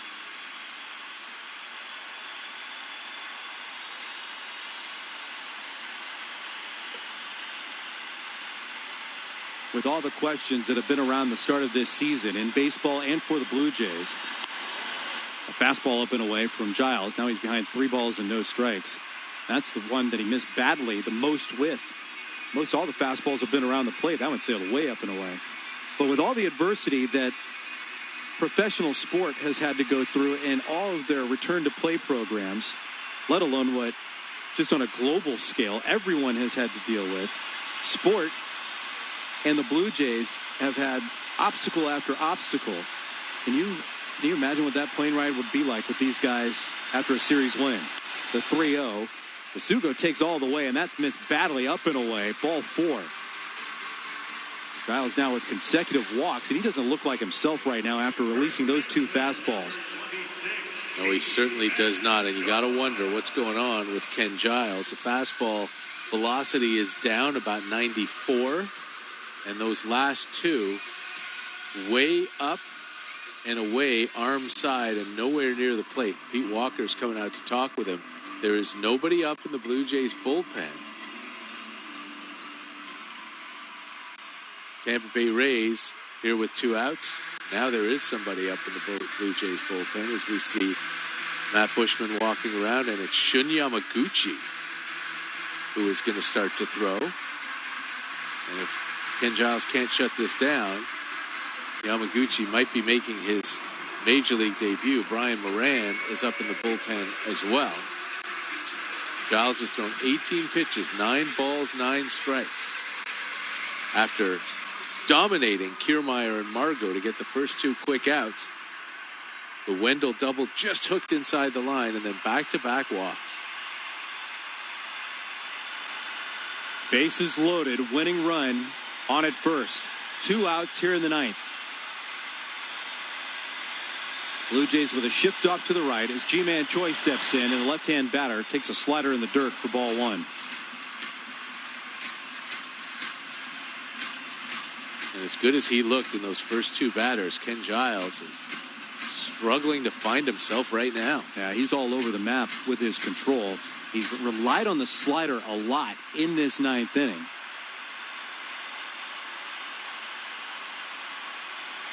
Can't locate fastball, the fastball command.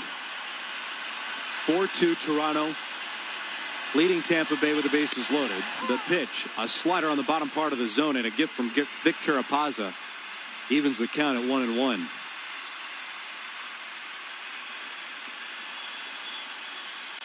That whole baseball looked like it was outside the strike box that we see on Sportsnet television.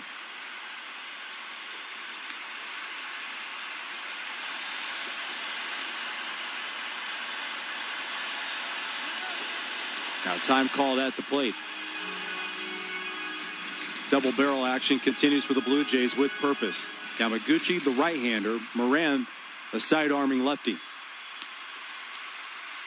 Giles is 20 pitches deep into this 9th.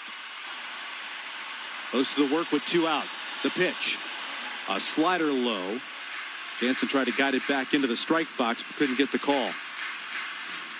Now 2 balls and 1 strike on G-Man Choi, who surprised everybody in baseball when he made his first right-handed hitting plate appearance. But now on his traditional side, being left-handed.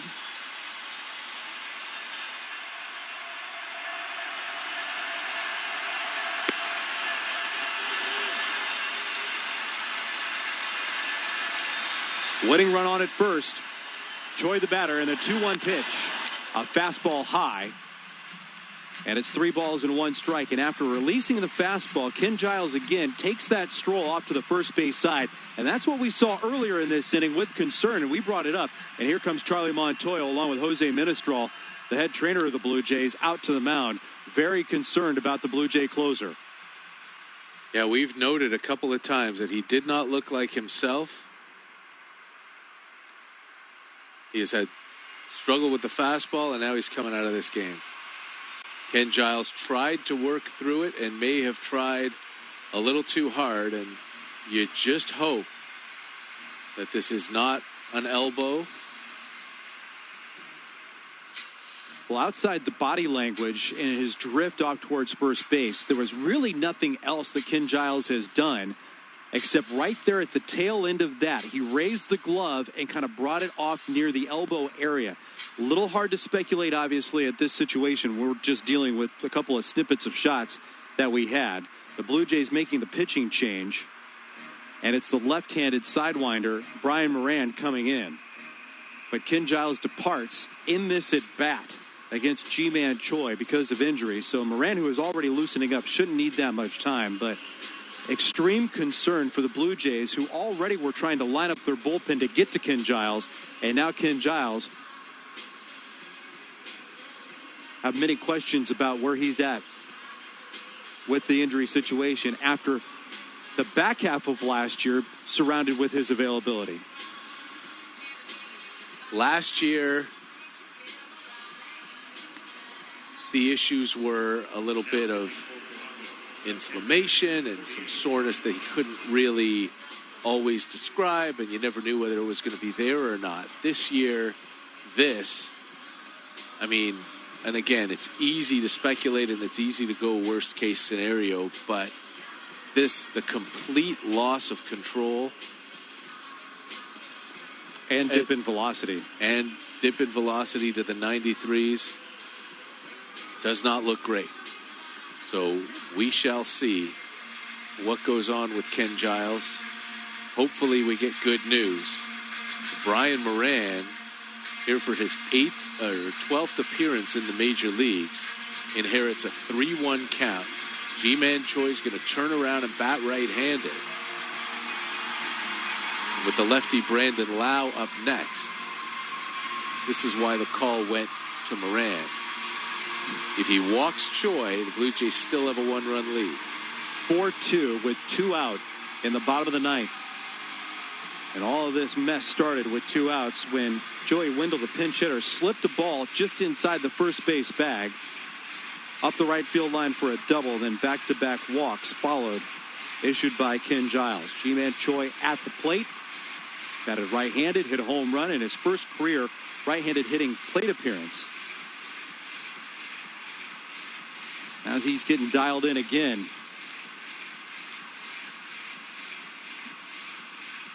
So 4-2 Toronto in front on a day that has had a couple of dents in it. The Blue Jays lost Randal Grichuk in this game. And now they've watched Ken Giles leave the field because of injury. Ran all but a dozen plate or mound appearances in his career. And here he is for the Toronto Blue Jays.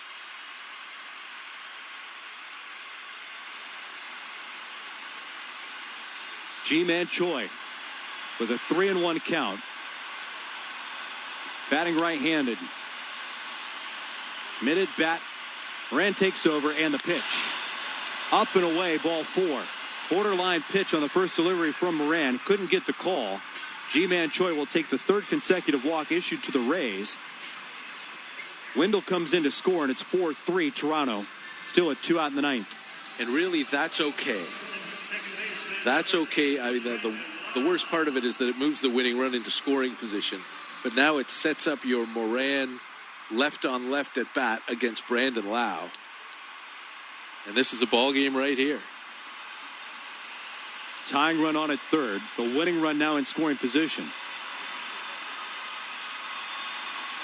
Lefty on lefty, the first pitch. Swing and a miss, going after the changeup for strike 1. Lau made a big splash last year when he finished behind Jordan Alvarez in Houston and John Means, the Baltimore starter, 3rd in Rookie of the Year voting. Rays second baseman with a couple of doubles, going 2 for 4 today. Toronto by a run and another nail biter.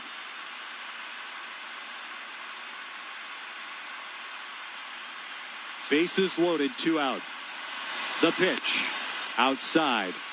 And it's 1 ball and 1 strike on Brandon Lau. And how about this for a 31-year-old who finally got his first cup of coffee in the major leagues last season and pitched in 10 games. After a decade in the minors, he's got a chance to save a game. The 1-1 hit on the ground towards first base into the shift. It's picked up by Biggio. The snap throw to first base. Not in time. Into scores Willie Adames. We are tied 4-4. Moran was late coming over to grab the first base bag after the dive by Guerrero. Biggio was in shallow right in the shift. He made the play, and then the throw went to first base. And this, again, is a challenge with a novice at first base in Vladimir Guerrero Jr. How far to your right do you go? If you feel like you can get the ball, you go. But this is what happens. You make that dive, your pitcher has to be on it. Moran got to the bag. He had his foot out. The throw is on the way. The question is, did Lau dive in hands first to the bag before the ball arrived? And that's the question the Blue Jays want to chat with New York. So the umpires are going to the monitors and chat with the replay system. And we'll find out what we've got. Shouldn't take very long. And he is safe. Lau with the hands first slide. Beats that throw. Biggio had to wait for Moran instead of throwing with Moran on the run on that play. Vlad dove and it was just underneath him. Moran did take off right away. Biggio waited till he got close to the bag to make that throw, and Lau beat him regardless. And the Tampa Bay Rays have tied this game. That's a blown save for Brian Moran, who now must face Yandy Diaz. Yandy Diaz walked his first time up, lined to right, and struck out twice. He's 0 for 3 with a winning run at third base. 2 out, bottom of the 9th. Moran deals to the right-handed batter, misses badly outside with ball 1. That's a play that can get unraveled quickly, too, at the Blue Jays if they're not paying particular attention to Tsugo at third base. Sometimes that trail runner comes in. Diaz swings and lobs the ball down the right field line towards the corner and the new workout facility for the Rays, and it lands on top of the batting cage. Out of play, even if you count it 1-1 strike. Inning started with a fly ball to center and a strikeout. Easy peasy for Ken Giles. Then all of a sudden, we saw him appear agitated at times on the mound, and only gaining concern then after walking Willy Adames. 3 consecutive walks set up this tie game of the ninth. The 1-1 pitch. In the air down the right field line. Backpedaling a little bit is Derek Fisher. He's there to make the catch and end the inning. But the Rays, in all of this, able to tie the game. Rallying for a pair of runs in the bottom of the ninth to tie the score 4-4. And brand new rules coming your way when we come back for the 10th inning. 4-4 Blue Jays and Tampa Bay Rays. This is Blue Jays baseball powered by Jack Links on the Sportsnet Radio Network. Every All-Star, every slugger, every Gold Glover, speedster, or ace needs the right fuel to perform. Just like every bird needs the right feed to sing at their best. I'm Ben Wagner, and if you want to enjoy nature at its finest, Armstrong Bird Food has the perfect blend of seeds, suets, and treats to attract a wide variety of birds to your backyard. Now that's a performance to cheer about. Visit ArmstrongBirdFood.com for your nearest retailer. Armstrong Bird Food, feeding Blue Jays and other feathered friends since 1986. 1877 Cars for Kids. KARS Cars for Kids. 1877 Cars for Kids. Donate your car today. Donate online at carsforkids.ca. That's cars with a K. Pickup is quick and easy. You'll benefit a child and get a maximum tax credit. 1877 Cars for Kids. Donate your car today. Also accepting boats, motorcycles, RVs, and truck donations. Go ahead. Just try to run on Lourdes. The man cuts down runners like a lumberjack. Lourdes Gurriel Jr. and the Toronto Blue Jays play here on the Sportsnet Radio Network.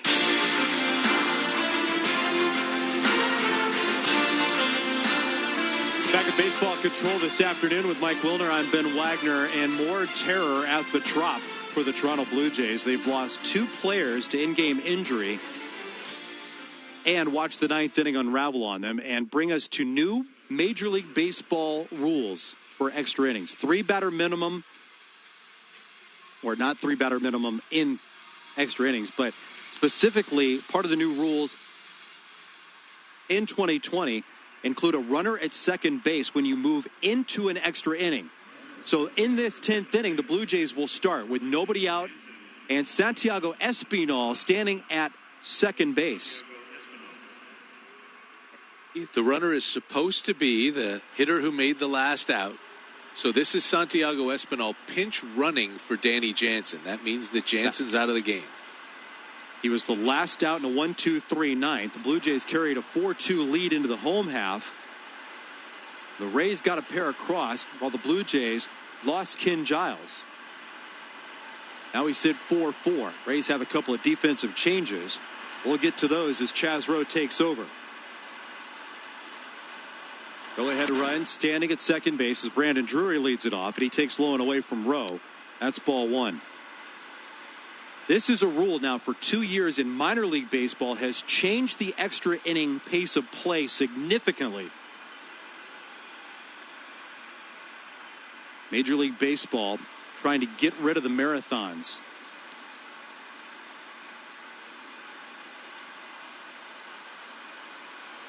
The pitch. Swinging a fastball and fouls it off to the right. So Joey Wendell, who had pinch hit for the catcher, Michael Perez, in the bottom of the 9th inning and started that rally, has stayed in the game at third base. Kevin Smith, the third catcher, takes over behind the plate and will hit in Yandy Diaz's spot in the lineup. Diaz was the final out of the 9th.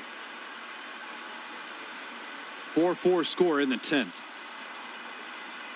Rowe ready. The right-hander throws. This was a slider outside, and it's 2-1. And the Rays go right, left in the bottom of the 10th inning. So Shun Yamaguchi is on the mound and preparing to make his major league debut.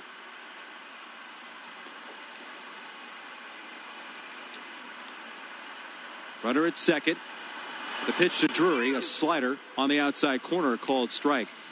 So with Major League Baseball adapting what's been happening in the minors and harnessing the data and then ultimately making the decision to bring it in to the game's highest level, here's why. Since minor league baseball put a runner at second in extra innings, 73% of extra inning games end in one inning. So they end in the 10th, 73% of the time the last 2 years. The pitch to Drury. He'll swing and pop up the pitch. Foul ground over the line, up the right field side. Ji-Man Choi is there, and he'll put away Drury. There's one down. Espinal stays at second.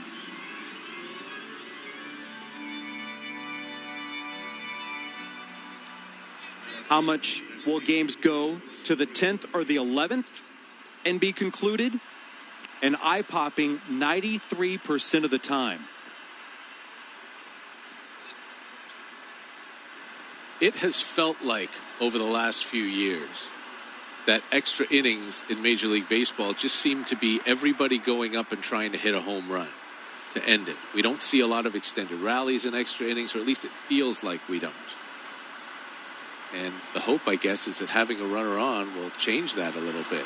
There's debate as to whether that first hitter should always bunt that runner over to third. And as we saw with Brandon Drury there in the Blue Jays, that was not even a thought.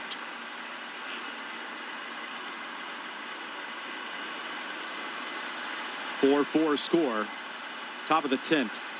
Rowe ready, and he deals. A fastball is inside. 1 ball and no strikes on Lourdes, who wasn't in the starting lineup today.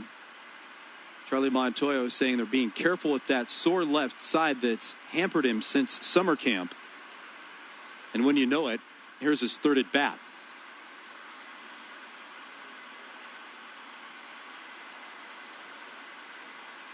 The 1-0.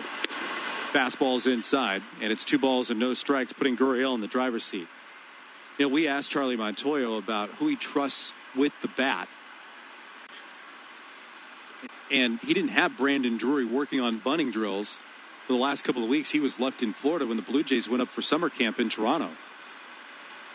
He can handle the bat in the box, but to drive pitches, not with the bunt.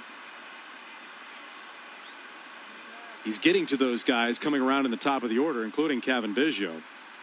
But that's a moot point now because of where this inning is in terms of the situation.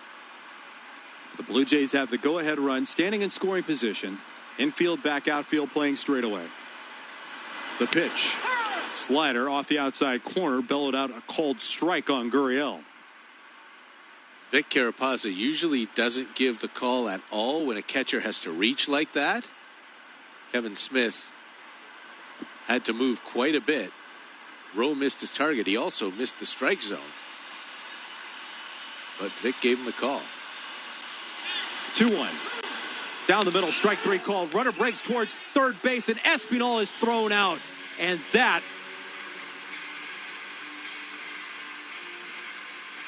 Espinal is out. He's out at third, and there are 2 down.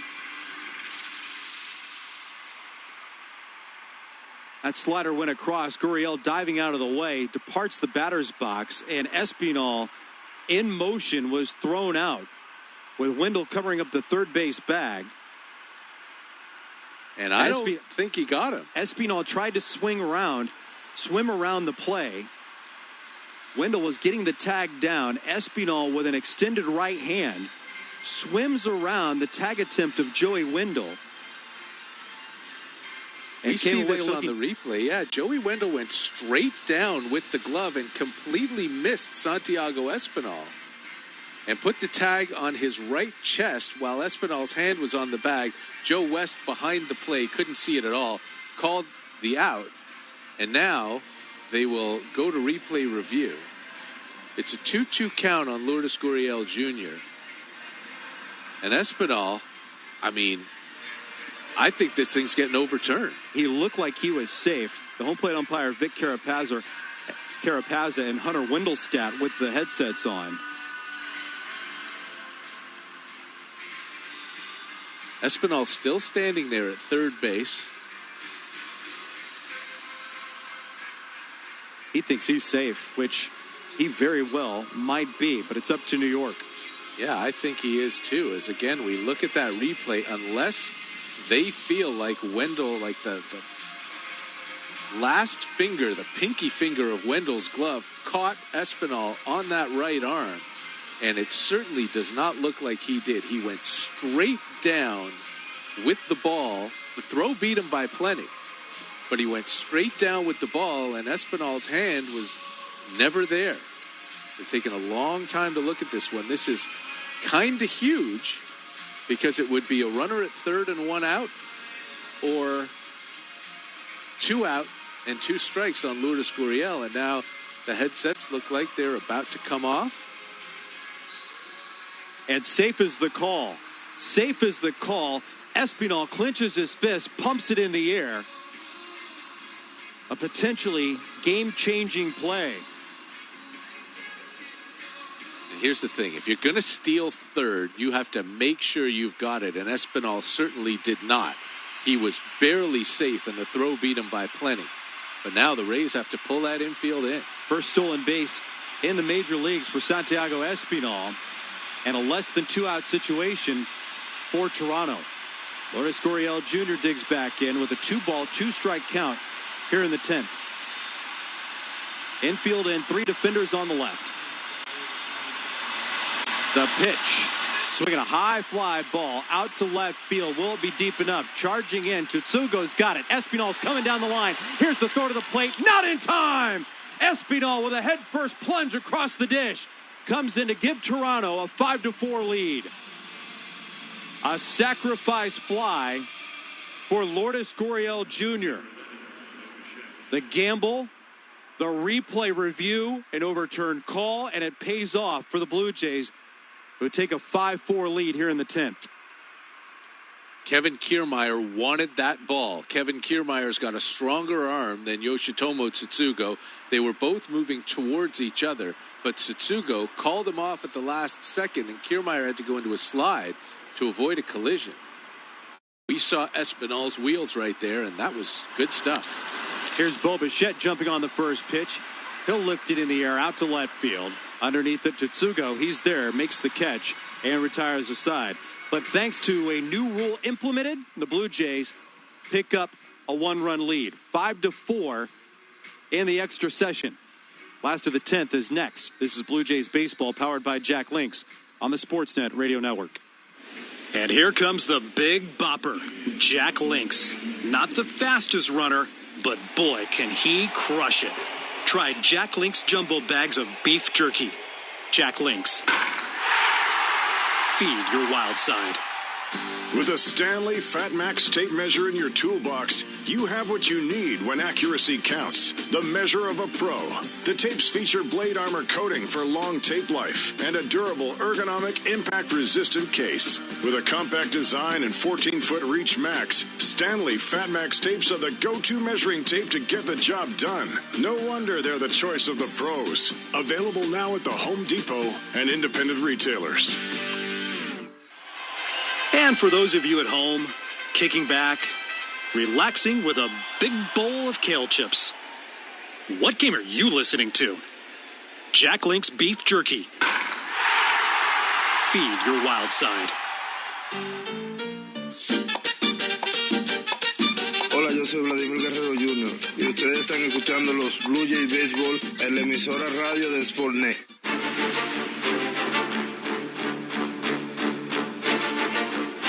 Last couple of innings have been an absolute wild affair. Ken Giles left the mound trying to close up a 4-2 Blue Jay lead. Rays answer back, tie it with a pair. Carries into the 10th. Major League Baseball's brand new rule goes into effect. And the Blue Jays take advantage of it after things got hairy with a stolen base attempt by Santiago Espinal trying to steal third base. He was ruled out first. Call was overturned and then scored in the same at bat on the sacrifice fly from Lourdes Gurriel Jr. So the Blue Jays now carry another lead into the home half of a Ray inning. 5-4 over Tampa Bay. And the Blue Jays have another debut coming up. This time it's for Shun Yamaguchi. Signed a free agent deal out of Japan with the Blue Jays this past December. And he's on the mound for the first time in an extra inning ball game. And this is interesting, too. An interesting decision for Kevin Cash because Kevin Smith, the third catcher, is the runner. He was put into the spot in the lineup for Yandy Diaz, so you can't pinch run for Kevin Smith. And because otherwise you'd be out of catchers. And so they're not. So Tampa Bay starting a little bit behind the 8 ball with speed on the bench, but they'll have to use a slower runner to start the inning. Twice in this series already, having the third catcher has helped the Tampa Bay Rays. This time, it may hinder them. Jose Martinez will lead it off. Blue Jays in front 5-4. But this is a bat you need to be careful with. And Jose Martinez, who can win it with one swing. Martinez goes righty on righty with Yamaguchi, who's making his major league debut. Yamaguchi, the right-hander, wearing a brand new blue mitt, kicks and deals the first pitch, over for strike one. Yamaguchi does not have overpowering velocity. It sits between 89, maybe 91 miles an hour, but 89, 90 is usually where we see Yamaguchi. The difference maker for him is what he calls the doskoi, which is a split pitch that became the bread and butter when he pitched in Japan.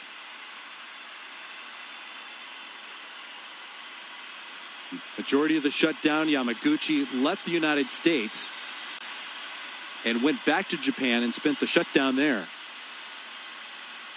Yamaguchi looks back at second. A second glance. Now the pitch. And it's down and away. Reese McGuire has entered the ball game for the Blue Jays for Danny Jansen. He's now behind the plate. Jansen was replaced in the lineup by Charlie Montoya when he put Espinal at second base in the extra inning. McGuire nods up and down, encouragement, slapping the leather.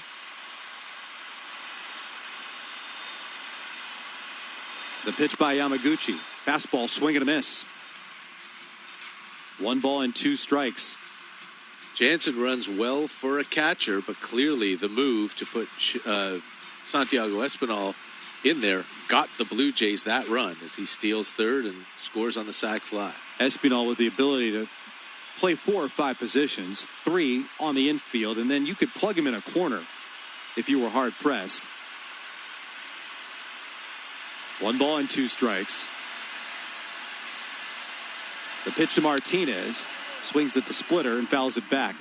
Stays 1-2. But another reason that he made the 30-man roster on opening day is his speed.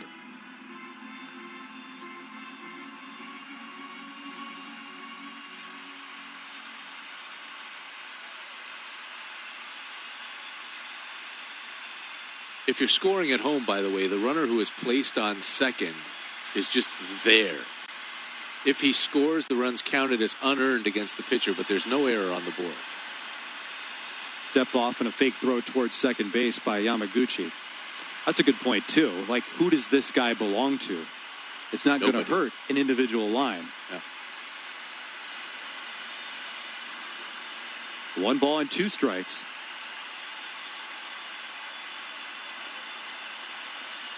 Martinez frantically waiting in the right-handed batter's box, way off the plate. The pitch by Yamaguchi, fastball high and tight, right under the chin. Evens the count at 2-2. Blue Jays had their biggest rally in the 6th inning. All 4 runs scored in consecutive fashion. Big base hit by Bo Bichette, cashing in a pair. The Rays helped him out, misplaying a ball in left field. Blue Jays gave 1 back on a G-Man Choi home run in the 6th. 1 more in the 7th before 2 in the 9th for Tampa Bay. Now 5-4 in the 10th, Toronto. And the pitch to Martinez. Breaking ball low and away. Now 3 balls and 2 strikes.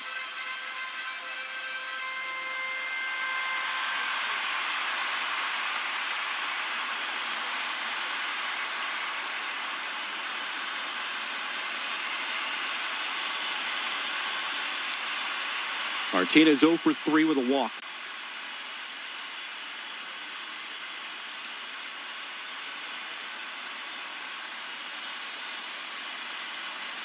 Long look back at second by Yamaguchi. Now the pitch.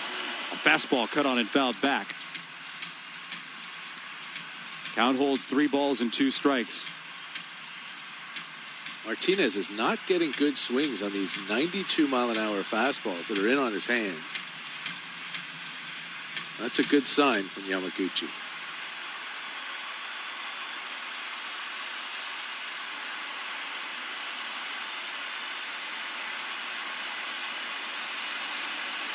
Ten home runs a season ago for Martinez.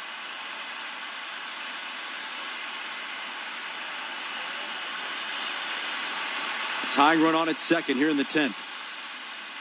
And the pitch. A fastball poked out a play off to the right.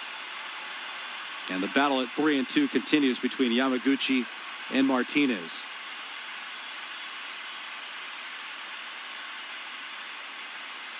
Rays got Martinez shortly after the new year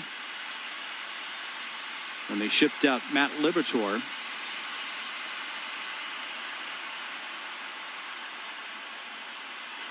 Now Martinez reaches across the plate, knocks each corner with the big end of the bat as he readies. McGuire sets the target right down the middle as Yamaguchi hones in and throws a fastball up and in. And that's ball 4.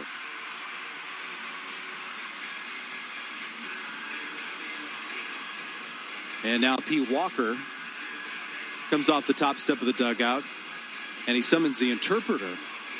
Pete was looking over his shoulder and I was like, oh, I hope somebody's not injured again, because when a coach or a manager does that, he's hoping a trainer is trotting alongside him. But in this case, with the language barrier, the interpreter can be used. Walker discussing everything with the infield as well as everybody's up there on the mound. What to do if Kevin Kiermaier drops down a bunt. That is always a threat. Now with runners at first and second, a double play is going to be awfully hard to come by with Kiermaier's speed. Just want to double back and correct myself. I said it was Joe West who originally blew the call on the Espinal stolen base. Joe West is umpiring second base in this game. It was Hunter Wendelstedt who had the plate yesterday who missed that call. That's why Vic Carapazza and Hunter Wendelstedt went to put on the headsets and talk to New York about the play. In the end, after the review, they got it right. The Blue Jays benefit with a 5-4 lead. We sit in the 10th.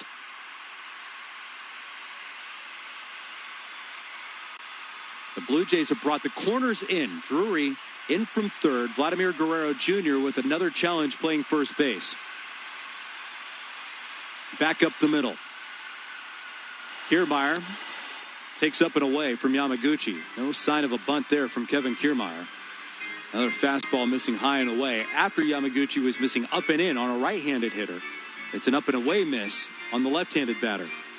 It's a real surprise that Kiermaier's not bunting, at least not at the first pitch. Corners are staying in. The pitch to Kiermaier. He swings and line drive, base hit up the right field line, deep into the corner. Here comes Smith. He will score. Rounding third on his way to the plate, trying to score is Martinez. Here's a relay throw at the plate, and it's not in time. Not in time. The Rays will walk off with the win. Kevin Kiermaier didn't want to bunt. He stayed with the swing, the approach, a line drive base hit into right field, got it into the corner. The Blue Jays couldn't get the ball to the plate in time. Both runs across, and the Rays walk off with the win and take 2 out of 3 in the series.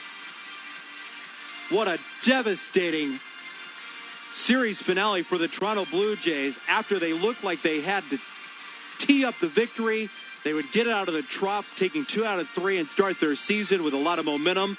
And we are seeing the result. Looking at Sportsnet television here at Baseball Control, the Blue Jays with some very long, dejected looks out at the field of play. What a time to get your first hit of the year. Kevin Kiermaier with the 2-run, I don't know if they'll call it a double or a triple. He was at third by the time Jose Martinez came around to score.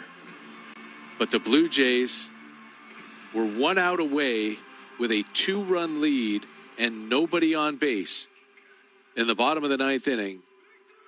And then something happened to Ken Giles that resulted in